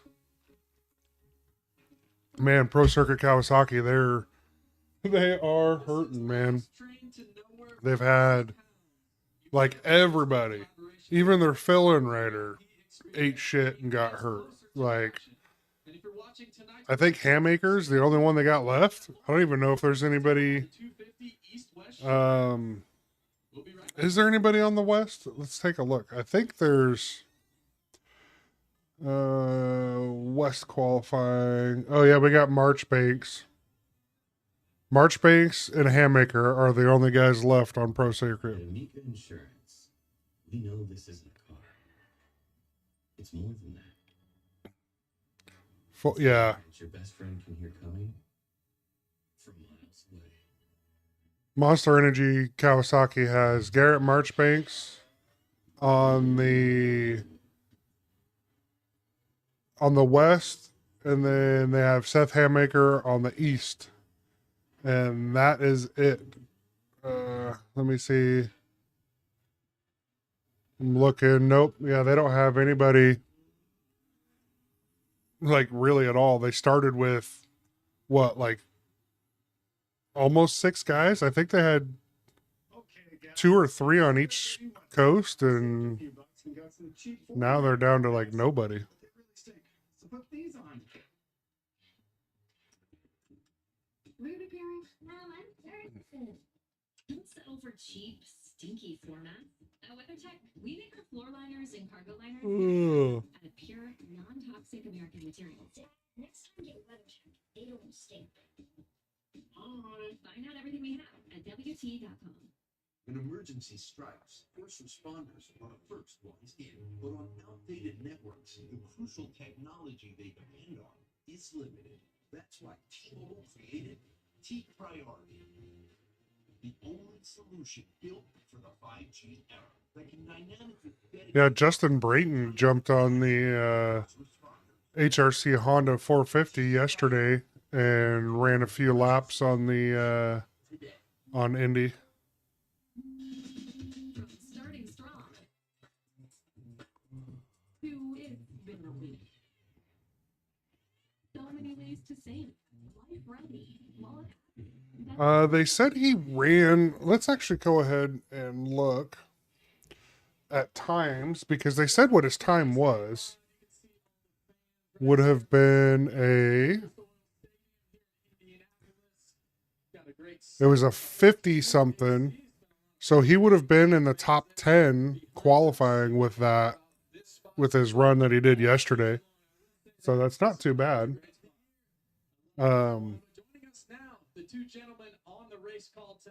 Yeah, he would have made the night show with that. Oh, great. These two? Jeez. Nobody wants to see these guys after what happened this last week. Not happy about these two. Because you won here 4 times, or is there something else? Well, I just think about the Midwest fans here when they come for Monster Energy Supercross. Yeah, I don't think he's racing or anything. He was just riding it. They let him ride the bike on the track. They're high-fiving us and having a good time, and it's comforting. There's nothing better than that. All right, let's get you to some highlights. One qualifying session done. The next one is coming up real soon. And in the top 3, straight up, Red Bull KTM's Chase Sexton. What did you see? Well, I see some comfort. This is a home race for him, and for myself personally. Lee Diffie he's a better announcer. He can call the races better. He doesn't trip over himself. I didn't know anything about all that shit. And when that came out the other day, I was really not happy. I like Ricky as a writer, but I'm not a fan of his commentary. His commentary is absolute garbage. Like, he can't think about what he's trying to say. Like, he's trying to think too much of what he's saying and trips over himself too much. Like, just call it as you see it, and that's it. Like, his and the way that is, or the reason that is, and why that, like, I'm just tired of hearing the same thing every single week. It's quite annoying. He looks so comfortable on the bike. You would never think that because of these conditions and how ruddy this racetrack is here today. You know, they're showing Malcolm Stewart. He was the fastest in 450 Group A qualifying with a 48, I think. He was only a second faster than Hayden Deegan on a 250. But it's going to be very, very challenging because of the ruts, and it's almost like you're trapped. If you're not comfortable, it's going to be a long night for sure. There's a great shot of the whoops right there. I think a lot of guys are going to be jumping through there. I like how they put that single jump. Well, the whoops are already trashed.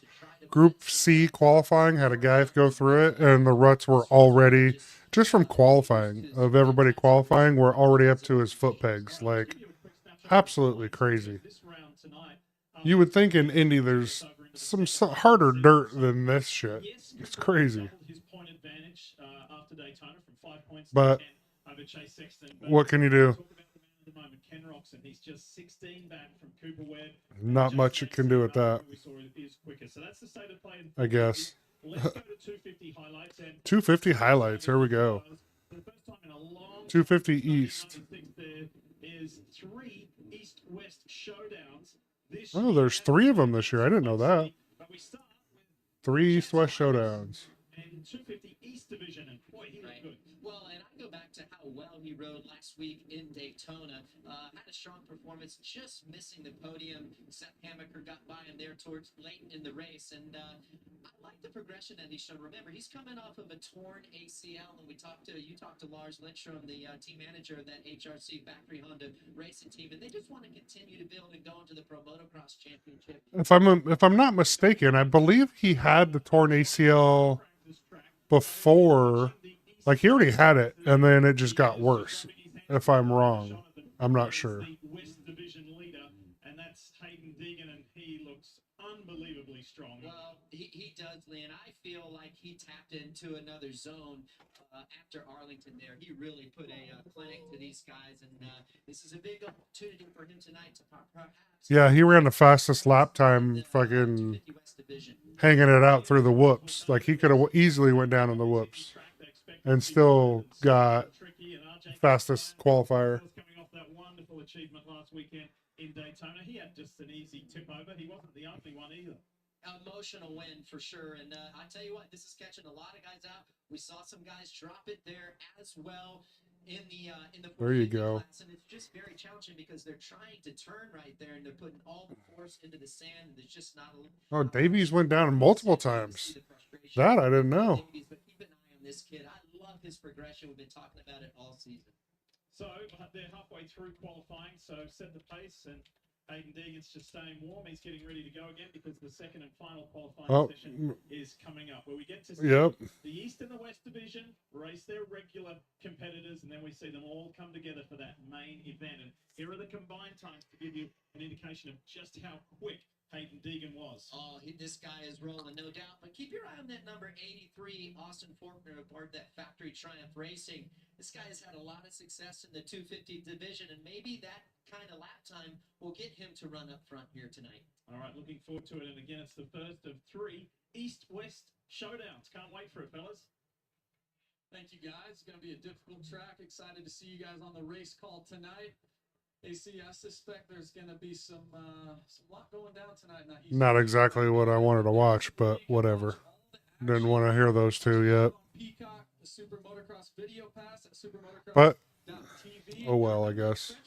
Don't miss the exclusive Not much I could do about it. Video Pass, and for our Spanish-speaking audience, tune in to the Telemundo Deportes YouTube channel. Remember, Jet Lawrence is going to be calling that 250 East-West showdown with the boys there. Oh, hopefully it won't be so bad with Jet in the booth. We'll see if he could do better than Ricky, better than Ricky. We'll see.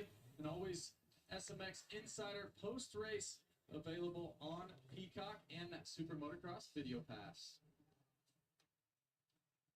That'll be interesting. Chase Cook is down with our Grand Marshal, Kenny Moore II. Grand Marshal. Very special guest here today. One of the Indianapolis Colts' very own Kenny Moore II, starting defensive back for the Colts.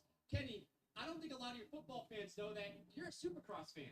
I am. Well, that's pretty cool. Some friends in IndyCar that introduced me to the sport. Now, you got here yesterday. We were watching the pre-press practice, and you said, "Man, my house looks quite a bit different here today." I'm not used to seeing all this dirt in here. We run on a different type of platform, but it's good to see the atmosphere in here. It's good to have the hospitality that a series brings. My first race last year was at Bosboro, and it's good to see Lucas Oil in a different form. Now, what is it about Supercross that makes you a fan of the sport? Because it's so different than being a football player. I think I'm attracted to the speed, the competition, and honestly the strategy as well. So every stadium is different, platforms as far as, what types of dirt they have inside. it has good racing, a lot of great drivers in this series, as well as the speed. So I think I'll be back for another race. Now, before New York last year, had you ever watched the race on TV, or were you there in person for your first one ever? First one ever, last year in Foxborough. But now I'm able to have, a couple of friends here and there that, ride in this series, and, I'm all arms to support these guys. I have a lot of respect and appreciation for these guys. That's awesome. Now, look, I got to ask you one last question. 450 class, who's your pick to win tonight? I think Malcolm Stewart. I mean, he had a great qualifying session. I'm looking forward to seeing him win. Awesome. Well, hey, it's so awesome to have you here. I'm glad you're paying the support. Thank you. Appreciate it. Okay. All right, we got 10 minutes. Overflow's about ready to start here in a minute, probably after this commercial break. And then we'll have 250 overflow. Son, It's me, right? at Papa Murphy's, we make pizza, so you can make the pizza great. Order now at Chevy Equinox EV. I guess I could show you my setup I got going here, Jason. So I've got on my second monitor, I have the race and everything so I can watch it, because I can't live stream it on Twitch and YouTube and all that stuff because it's copyrighted. I don't want to take any risks. And then I have my chat boxes here, which obviously I ain't got nobody watching me on those platforms, so oh well. And then on this monitor, I have the live timing and scoring. So that's what's on my stream, because that ain't nothing copyrighted. And then I've just got you guys set up on the little window that has the actual race day live on it. Getting our best deals is easy. Visit a store, go online, or call. Only at Metro. I have moderate to severe plaque psoriasis, but thanks to Skyrizi and Clear Skin, I'm all in. With Skyrizi, Trying to get it set just right so you guys can see everything. There we go. That should work. don't use allergic. Serious allergic reactions increase. Oh, we got live group overflow group qualifying 2 is underway. Let's see. First number up is going to be, we have Bryce Shelley with a 103 so far, but it's a minute and a half in, so it's nothing. Chloe, can you shut my door all the way when you leave, please? Visit their website for the lowest prices, inventory, and fast free delivery. Rocky Mountain ATV. Yep, so far it's Bryce Shelley with the fastest in the group overflow qualifying. Track right now, we've got the overflow 250 qualifier number 2 on track. You can see some ruts still in that whoop section, but we've got a special little segment right here. We've got the whole crew up here in the horseshoe inside Lucas Oil Stadium. All right, we got Bryce Shelley just put down a 52.487. So that's pretty good. Although I am going to beat you in this next segment. I'm going to be better than all you guys. So you just brace yourselves, everybody. Be ready. Hey, we knew that already. You're weeds, man. We got to prove it. Yeah. We're going to talk about some riders to watch. Whether Bryce Shelley just put down no, that's the same one. We got Brandon Ray, 54.1. Blake Gardner, 54.5. He's a good one. A top 5 finish in Daytona. That was a breakthrough ride for him. But the comeback story for this guy had a disastrous. Let's see if they show and just a series of crashes of the last 3 years. So it's the comeback story. Timing sector. Back on a regular clutch. He's also doing. They don't show active on the timing sector. Actually been relocated to his bar. So. Yep, they're not showing active who's fastest in the timing sector at the moment. Like in the moment, I guess, is what they're not showing. What are you doing? Not just moving forward on tracks, but he's at a place in his season, in his career, where he can finally start to take steps forward. So he finishes tonight. I think he can do Dang kids. but I'm excited to see Maximus Solent. And there we see on our screen, we're looking at that handbrake, and that's actually the lever on top. Below is the clutch.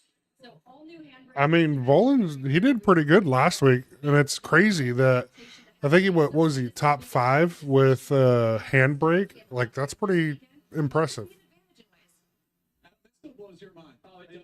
Talk about determined. Like most Yep, we're still sitting at Bryce Shelley at the top of qualifying 2 for overflow. To him, that's a good pick. I don't think a lot of people realize that Max Bullen has to walk with a brace on his right leg because he doesn't have a lot of move with the ankle. It's a big story. It's phenomenal. It really is. And to be top 5 at one of the toughest tracks of the season, Daytona. Great pick, Haley. I'm going next. Ooh, Brighton Carroll just ran a 53.0. Slade Verola is 54.1. Not too bad. Fourth last week in Daytona, his best of his entire career. He ran 3rd for a long time. Hammaker got him towards the end. Hammaker is definitely a better outdoor rider than he is a Supercross rider, but he did pretty good last week. Next time you do that, it's going to be easier. He's got a lot of confidence coming here, qualifying fastest. He hasn't done that all season. I like the number 10 of Chance Hymas here today. Have a big one. And coming into the season with only a few weeks on the bike, he's done exactly what Honda has wanted him to do. He's gotten better every race. 4th at Daytona. I like the pick. Oh, we got Dominique Thury at 53.8. Went into 3rd place there. With the number 10 today than I was yesterday. No, I don't know about that. Not in the whoops. Not in the whoops. Yes, 56. All right. I appreciate it. AC, 250 class, who you got? I'm gonna go with Seth Hammaker, ladies and gents. He's a guy that you said coming into the season. Wow, they're not letting they're not putting Deegan on the top for 250s. What? Right? And I think if he just is able to get a Why? little momentum under his belt, coming off the 3rd in Daytona, you're riding a bit of that confidence. Well, you don't need.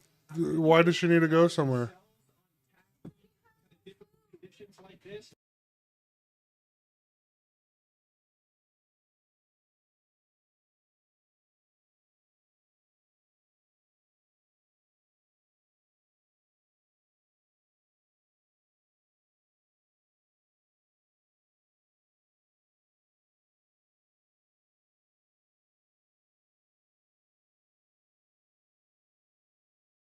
A great story, Hammaker, great story. Kids, man.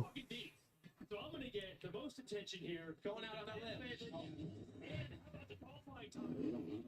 Maybe the track was a little worse because West was out there after East. He was still the fastest overall. He jumped the sand wall, jumped onto the table immediately. Oh, Bryce Shelley did a 52.4. There's so many star racing riders out here. I want to look different. So he's got the look, he's got the style, and I think the beginning of the year he was a little caught off guard on the hard pack tracks, star races, and practices and trains in Florida. He got better once we got to a little bit softer in Texas. It's way softer here. I know it sounds crazy. I think Deegan could be the favorite tonight. I know that sounds crazy. You're Yes. really going out on a limb. Yeah. What happened the last 3 weeks? He's a different guy. Yeah, it is weird the change going into Arlington compared to the previous rounds. I think there's a lot Let's go dig in. But I got to imagine that dirt was a factor. Now, it's only going further in that direction with how soft it is today in Indy, but the lap times show that whatever these conditions are seem to work for him. And he said in his podium speech that he doesn't really care who he's racing, which I get. You got to say that, right? If you're a racer, but I think he's a showman, right? And like this is his opportunity. I'm surprised he said that. Yeah, I think Deegan is. I think he's the favorite, the hands down favorite. I like it because it's a little bit different than his normal deal. It just shows me that he's locked in. Right? All right, Jay. Thanks for stopping by. My phone's about to die. This live streaming takes the battery life real fast, so I'll charge it up and I'll do the same thing when the races start for the mains and whatnot. So I'll catch you later. First lap, but I do want to talk about the number 23 of Julian Blumer. Like he was so strong at the start of the season. He won that race early on, and unfortunately in Arlington he did have a practice crash where he did hurt his shoulder. Has not been able to ride the motorcycle, and they said he would work on the practice tracks, which he really needed to do here in Indy. He has been able to do that. he's not out of this thing. He's only a few points back to Deegan right now, but after just talking about Deegan to see what he is ready to do tonight, I think it's just ultimate damage control for Julian Beaumer tonight. So I'm just hoping he can make it out of maybe let's get a top 5. Let's stay in the same points wise, get healthy, and move on to the next race. Yeah, big night for Julian Beaumer and that Red Bull KTM team. Absolutely. Let's talk 450s. Malcolm Stewart qualified fastest earlier. Cooper Webb has the red plate, 10-point lead. Haley, 450 class. You know, he might be under the radar. 1 minute left in 250 overflow qualifying 2. Finished outside of the top 5 since, I believe, Tampa for the last 2 rounds. And you look at the second quarter of the season, he did make a big jump to around top 10 finishes just inside of their net to now consistently around the top 5. So a breakthrough. 51 seconds left. We got in the number 1 spot, Bryce Shelley. Number 2, Brayton Carroll.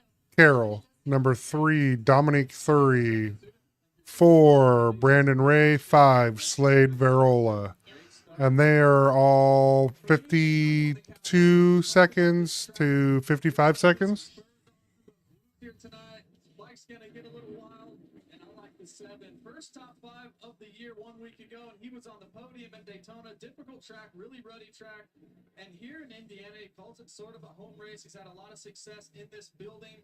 And I look for the 7 to have a big night with some great starts. And it was really the first time we've seen Aaron Plessinger with that elite speed this year. After getting that main event in San Diego last year, after getting that main event win, we maybe thought this was how he's going to start the year. But sometimes you just need one result, one podium to get it going. I like it, JB. I like it coming in with a lot of confidence.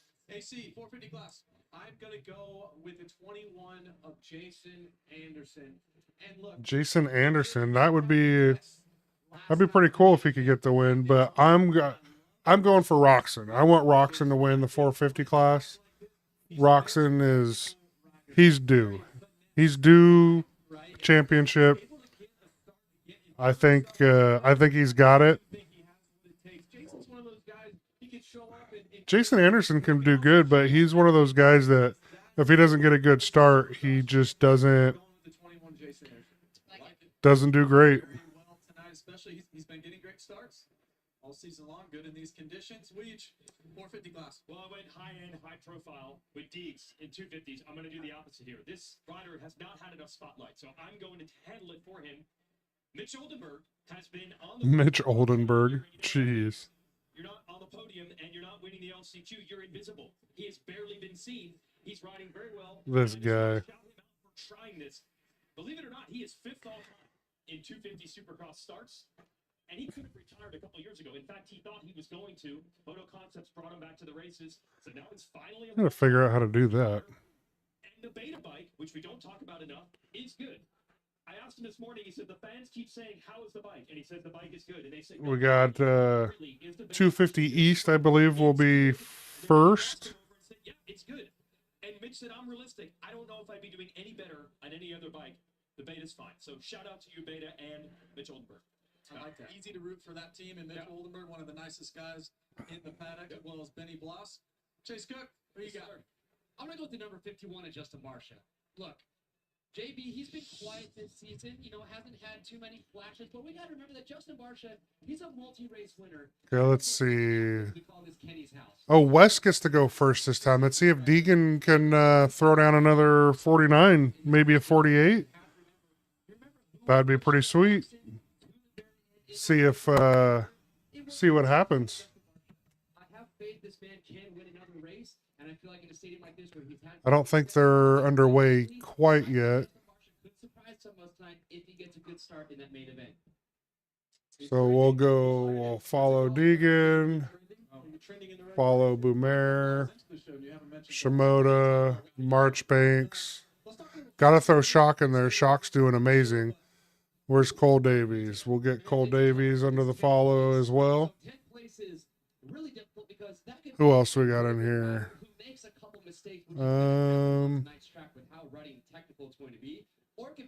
Yeah, I think that's who we're gonna follow in this deal here. I know Deegan put down a hell of a time. Looks like they're underway here.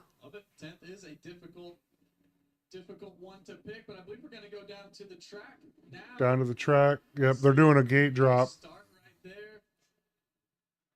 They go around that start, then they go across. See if Deegan can put down a heater. Qualifying fueled by Kroger. Now the East went first earlier today, and now the West is going first. So we will see Hayden Deegan with maybe the best track he's seen all day long, Adam. Yeah, look at this Star Racing Yamaha crew. You know they're Ooh, Davies again. The sand again. That's the second time Davies has gone down in the sand. in the sand. Justin, we've been talking about it all. Man, They're carrying so much speed into that sand. that sand is going to bite some guys tonight. Like, really bad. Front end. Let's take another look at it here. But they're putting so much weight on their front end that the sand just buries it. You see, he gets a little. Just caught the front, and he went over the bars on that one. Puts him off balance and almost like a mini high side in a way, and that is not the way you want to start practice. Nope. This guy, he went down twice in the last practice qualifying section. It's a tough start for Davies. Yeah, a couple scratched in the sand. Sand's softer, though, so if you're going to go down, so it's not a bad spot. Now, what do we got here? Make sure everybody checks what we're working on. Very special thing here. So with the Love Moto Stop cancer going on, let's see here. Okay, first time Hayden with a 49.0. Hayden just threw down a 49.0, and he qualified in group qualifying 1 was 49.8, I think. Wow. That's a hell of a number to put down. Moseman's right there behind him with a 50.5 though. Oh, he just did a 49.0. No, that was his last one, 49.06.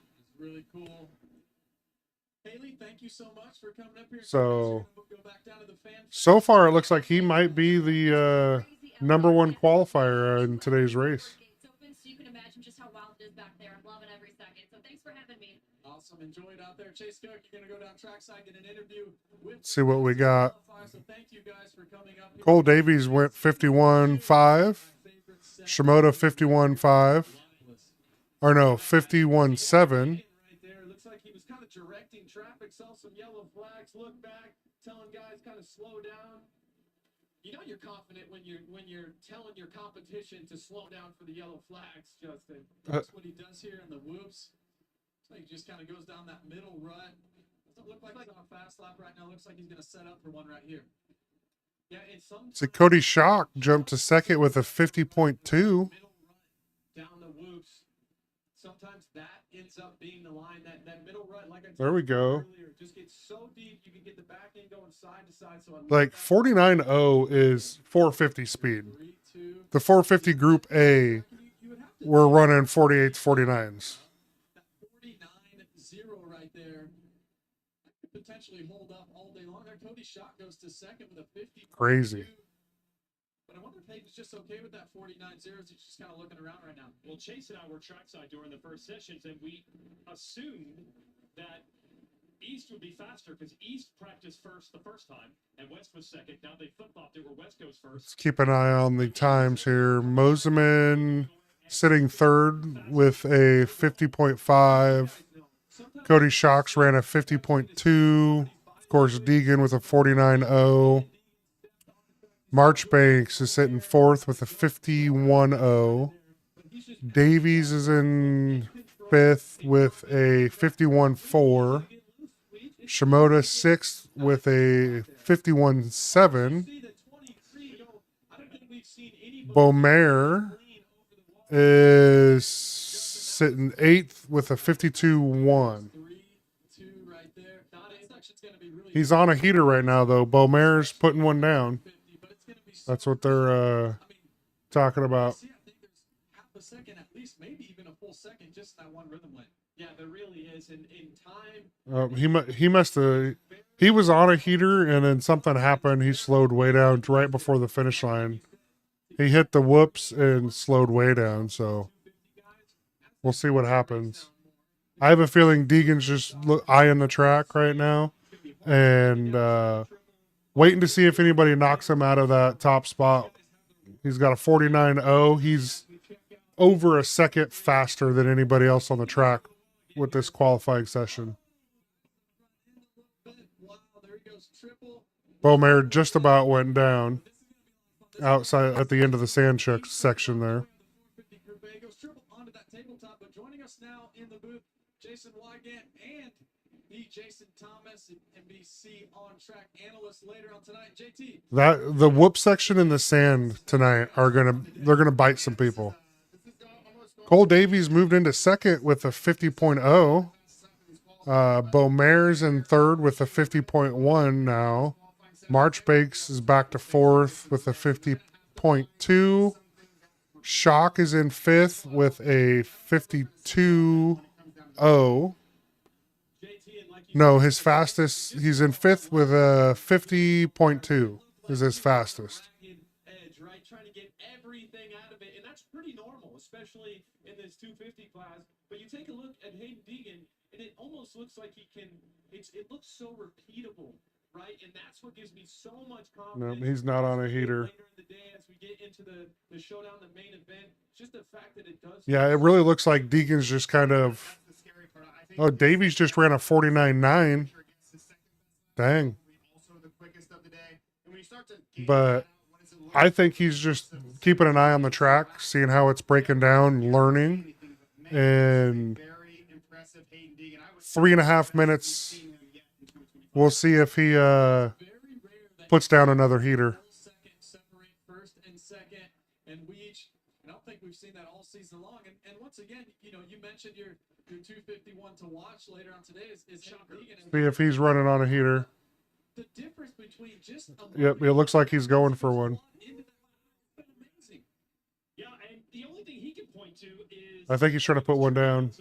on the full star program, riding every day with all the other riders. Yep, he's on a heater.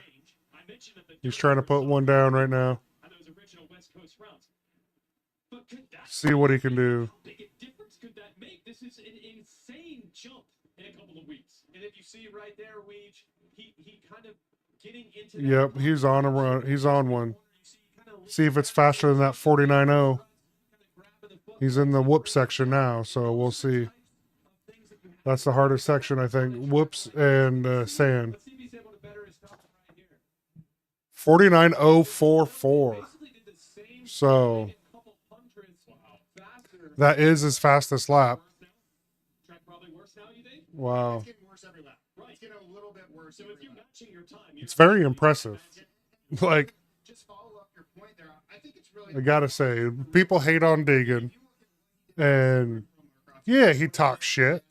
But it brings eyeballs to the sport, which is a great thing, in my opinion. And he pretty much backs it up. I mean, you look at him at the beginning of the Supercross season, he was talking shit. Rightfully so. Everybody thought he was going to be top dog, winning everything, and he kind of got humbled a little bit. Took him a few races to get that red plate. He's got it now, and he's not. Quite honestly, I haven't heard him talk any shit. So we'll see.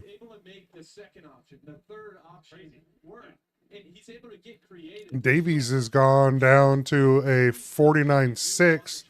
Still half a second off of Deegan, though. So we'll see. Julian Beaumare still sitting third. Shimoda fourth. Marchbanks fifth. Shock sixth. Moseman is seventh. So they're still kind of holding steady there.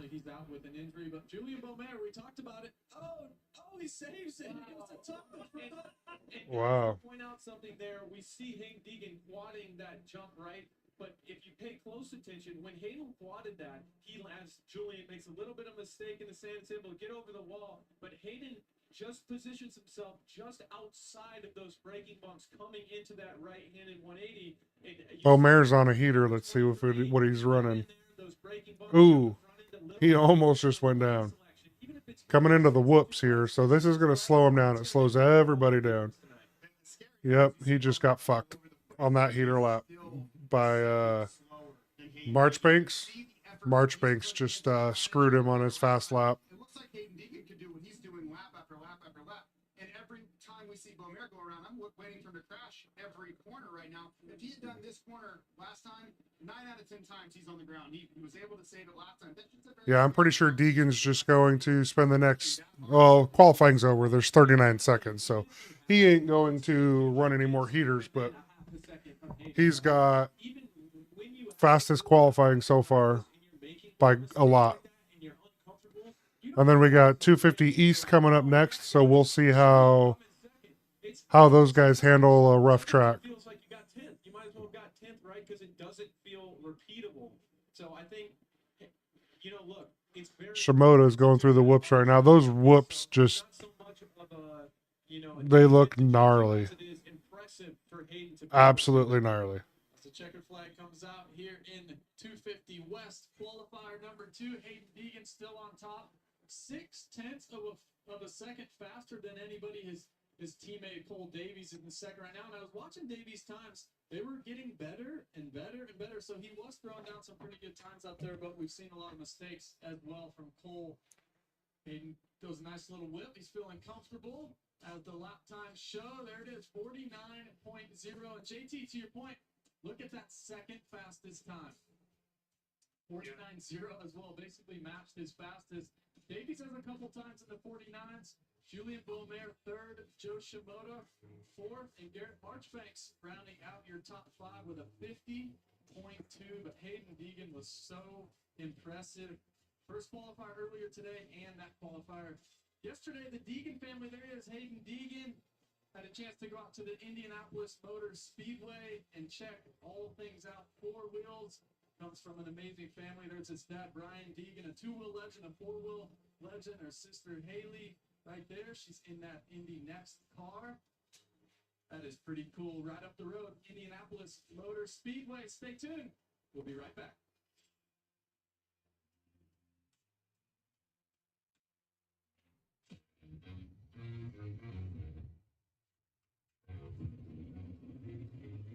That was a big thing. So I guess that's how it's going to be.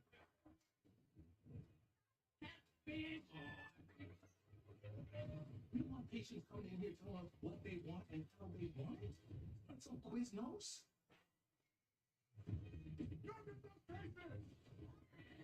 Deal or no deal?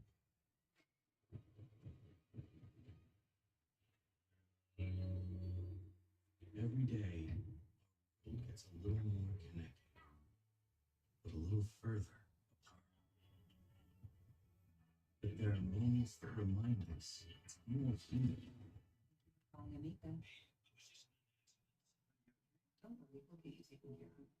At Amica, we understand that looking out for each other isn't new or groundbreaking. It's human. You are so more than just taking big pizza. For a limited time, mix and match 2 or more sides for just $6.99 each and build the perfect meal with your favorite pizza. Mix it up to satisfy all your cravings with oven-ready 5-cheese bread or crispy calzones. Add a fresh salad or medium cheese or pepperoni pizza to enjoy today or bake out tomorrow. And don't forget dessert. With our cinnamon wheel or signature chocolate chip cookie dough, there's something for every taste. How do you make this full screen? Just the way your meal should be with Papa Murphy's. Any given Saturday. And a little work.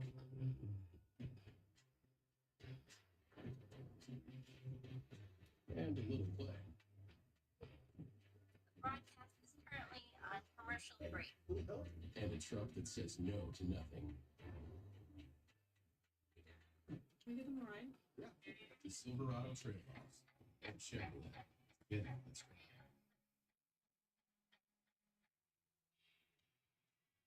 Race Day Live is brought to you by Monster Energy Supercross 25, the official video game 25.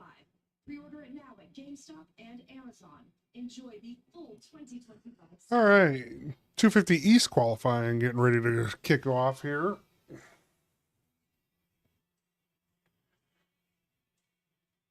And welcome back to Race Day Live, fans. I'm joined with the number 38 of Hayden Deegan here. Another 250 West qualifier session done and dusted. You're back on top of the box. Now, this track, what's going to be the key tonight to getting that start and putting in consistent laps? Yeah, just be smart, consistent. Yeah, a little bummed with my lap. It could have been better, so we'll fix it in the main event in the heat race. But yeah, we're ready to have some fun tonight. All right, we'll see you then.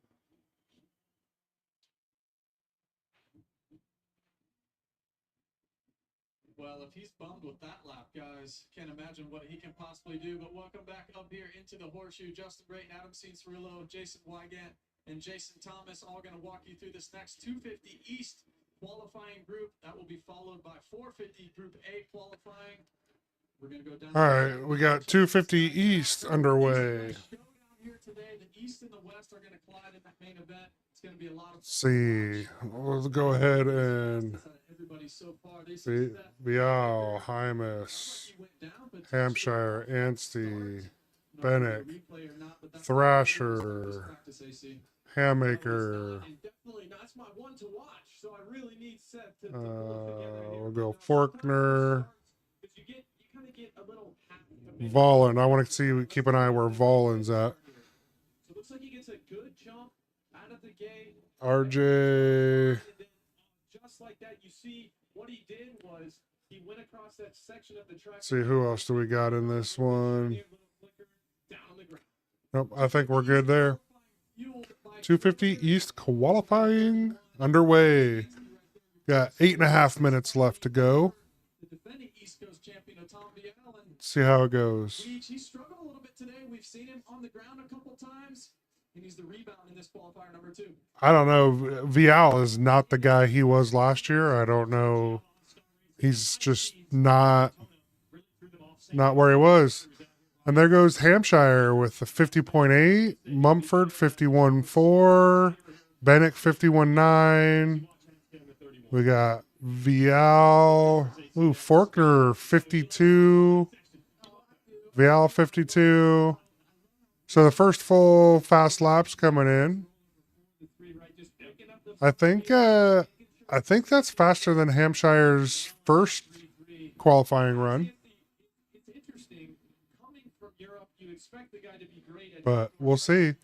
Faulkner's looking good today. That's good to see. Maybe he just hasn't been comfortable on the bike or something. I don't know. He's always been so good in the whoops, which I find fascinating, JT. Yeah, it doesn't make a lot of sense, but he just has the right skill set for it. And I think it's really important as we see Chance Hymas. Hampshire has the fastest speed in the whoops. I think this is an opportunity for Max Hansen. That's for sure. Who do we got at the bottom? Nate Thrasher. Nate Thrasher, if he doesn't put a heater down, he can be LCQ. Be an LCQ guy. That's not good. An injury, not really prepared for the season. So he's going to continue to get better and better. And that's exactly what he's done to start. Yep, there's not a whole lot of heaters being thrown down. Faulkner up into the second spot, 51.3. There we go. Potentially get his first podium of his entire career, I see. Yeah, that's a tough spot to be in. I like to see that from Faulkner. He's had a bad couple of years. Not so good for that guy. Looks like Hampshire's trying to throw a heater down. See how the sand does him. JT, I got a question about that sand. I think Deegan and Beaumare are the fastest through the sand. Oh, I cannot believe he just saved that. Wow, Vial just ran a 49.9. Vial almost ate it so hard. Like, barely made that tabletop. Barely made it. That's, wow. That could make up a ton of time. Yeah, pretty high risk, high reward, though. We saw Beaumare almost go down there. So what I would be curious to see. I mean, that would have sucked. Absolutely would have sucked. Because that wreck probably would have put him out of the races tonight. It was that close of a save that. And if you saw, as we saw Tom Dial go to the top, first guy in this session into the 49s. But if you saw RJ, He's the first guy in the 250 East to go in the 49s. Nobody in the last session did it. He would not probably remember that one, but it's been a good day so far for Austin Ford. Yeah, I'm encouraged there. Yes, that's. I mean, his specialty used to be the qualifying speed. It has not been there in the first couple of East races, but Let's go. Let's see. in the session earlier and fourth right now. Ballin ran a 51-1 with that handbrake. That's impressive. Faulkner's back to 5th now. You know this guy very well, and you certainly know his voice, Adam Entick now. Adam, nowadays you're managing the VIP experience for HEP Suzuki, and this is one of the fan favorite organizations. See, where's Anstey? Anstey is sitting in 8th right now with a 52-0. Vial looks to be like he's on a heater. See what he can put down. See if he makes any mistakes.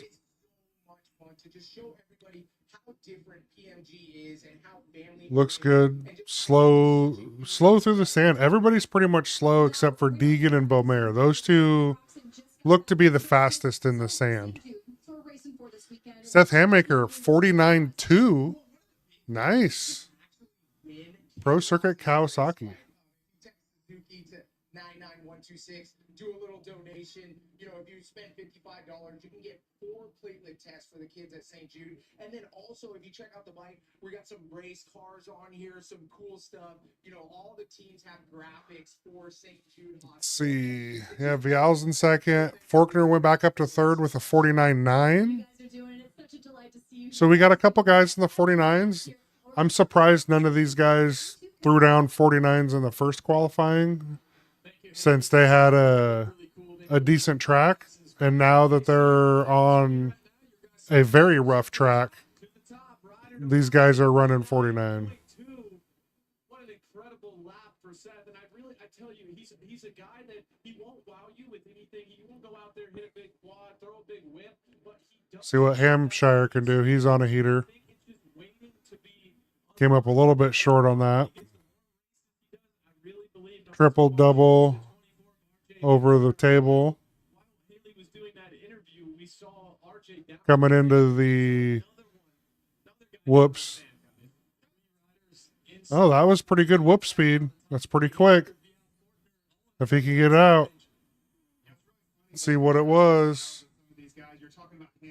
Nope, 52. Oh, Vial ran a 49.9. Max Anstey ran a 49.9, so he's sitting in second in qualifying. Vial's 3rd now with a 49.9. Faulkner 4th with a 49.9. And we got RJ 5th with a 50. First time of the day we're kind of seeing him up inside the top 5. Carson Mumford sitting in 6th. First race of Tampa qualifying heat race main event, so it's not like he's been not that good in qualifying and turning it around in the mains. We've seen fast Let's times. see. As for Thrasher, and by the way, the Insta360 camera on your bike, JB look good? I don't know. The East Coast looks faster now than the West Coast in this qualifying section. We only had 2 guys in the 49s on the West, and we have 1, 2, 3, 4 on the East in 4 with a 49. Interesting.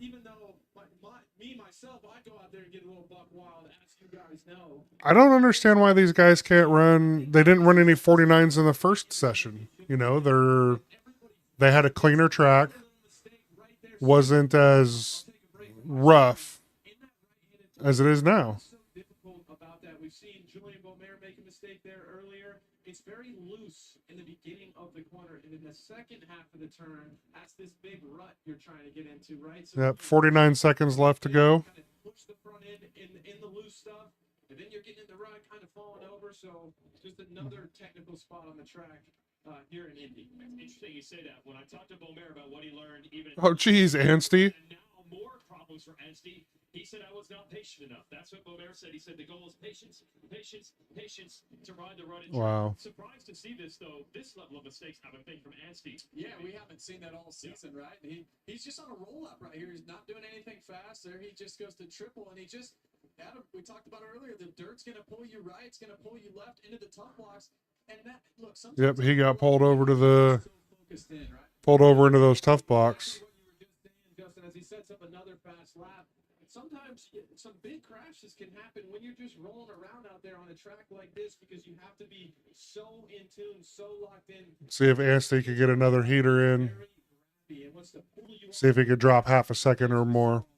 There with the 31. And JT today, obviously East-West showdown. Oh, he gets over that. Nah, not super clean, but it's going to save a little bit of time right there. But the reason why all these guys are going for it right now is the gate pick is so crucial, right? Typically, they're separated by heat races. Well, here it's going to Yep, Anstey is, looks like it's going to be Seth Hammaker, Anstey, Vial, Faulkner, Hampshire for your top 5.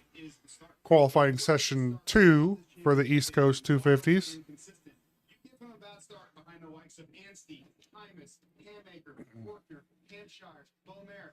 It's going to be an incredibly difficult ask for him to get to the front in the way he has previously. So qualifying is one thing, but you can ruin a great afternoon with a poor start in a showdown main event. Well, here's what's interesting. You're just looking at the times. Hymas was fastest earlier today in the East. He's 10th right now, 11th overall out of everybody. So wow. How it can sway one way or the other. JT, thank you so much. Tune in later on tonight to Peacock to see JT on the track. He'll be your NBC on-track analyst. Thank you for joining us here today on Race Day Live. Well, with that, I'm going to take a break. I will be back about 4 p.m. West Coast time, Pacific Standard, and we'll go through, do the same thing for the races tonight. If you guys want to stop by, that'd be great. If not, I'm going to keep doing what I'm doing. I'll do it anyways. I'm going to be watching the race, hanging out, calling it, what I see. If you guys want to hang out, that'd be super awesome. We'll see you in about 3 hours.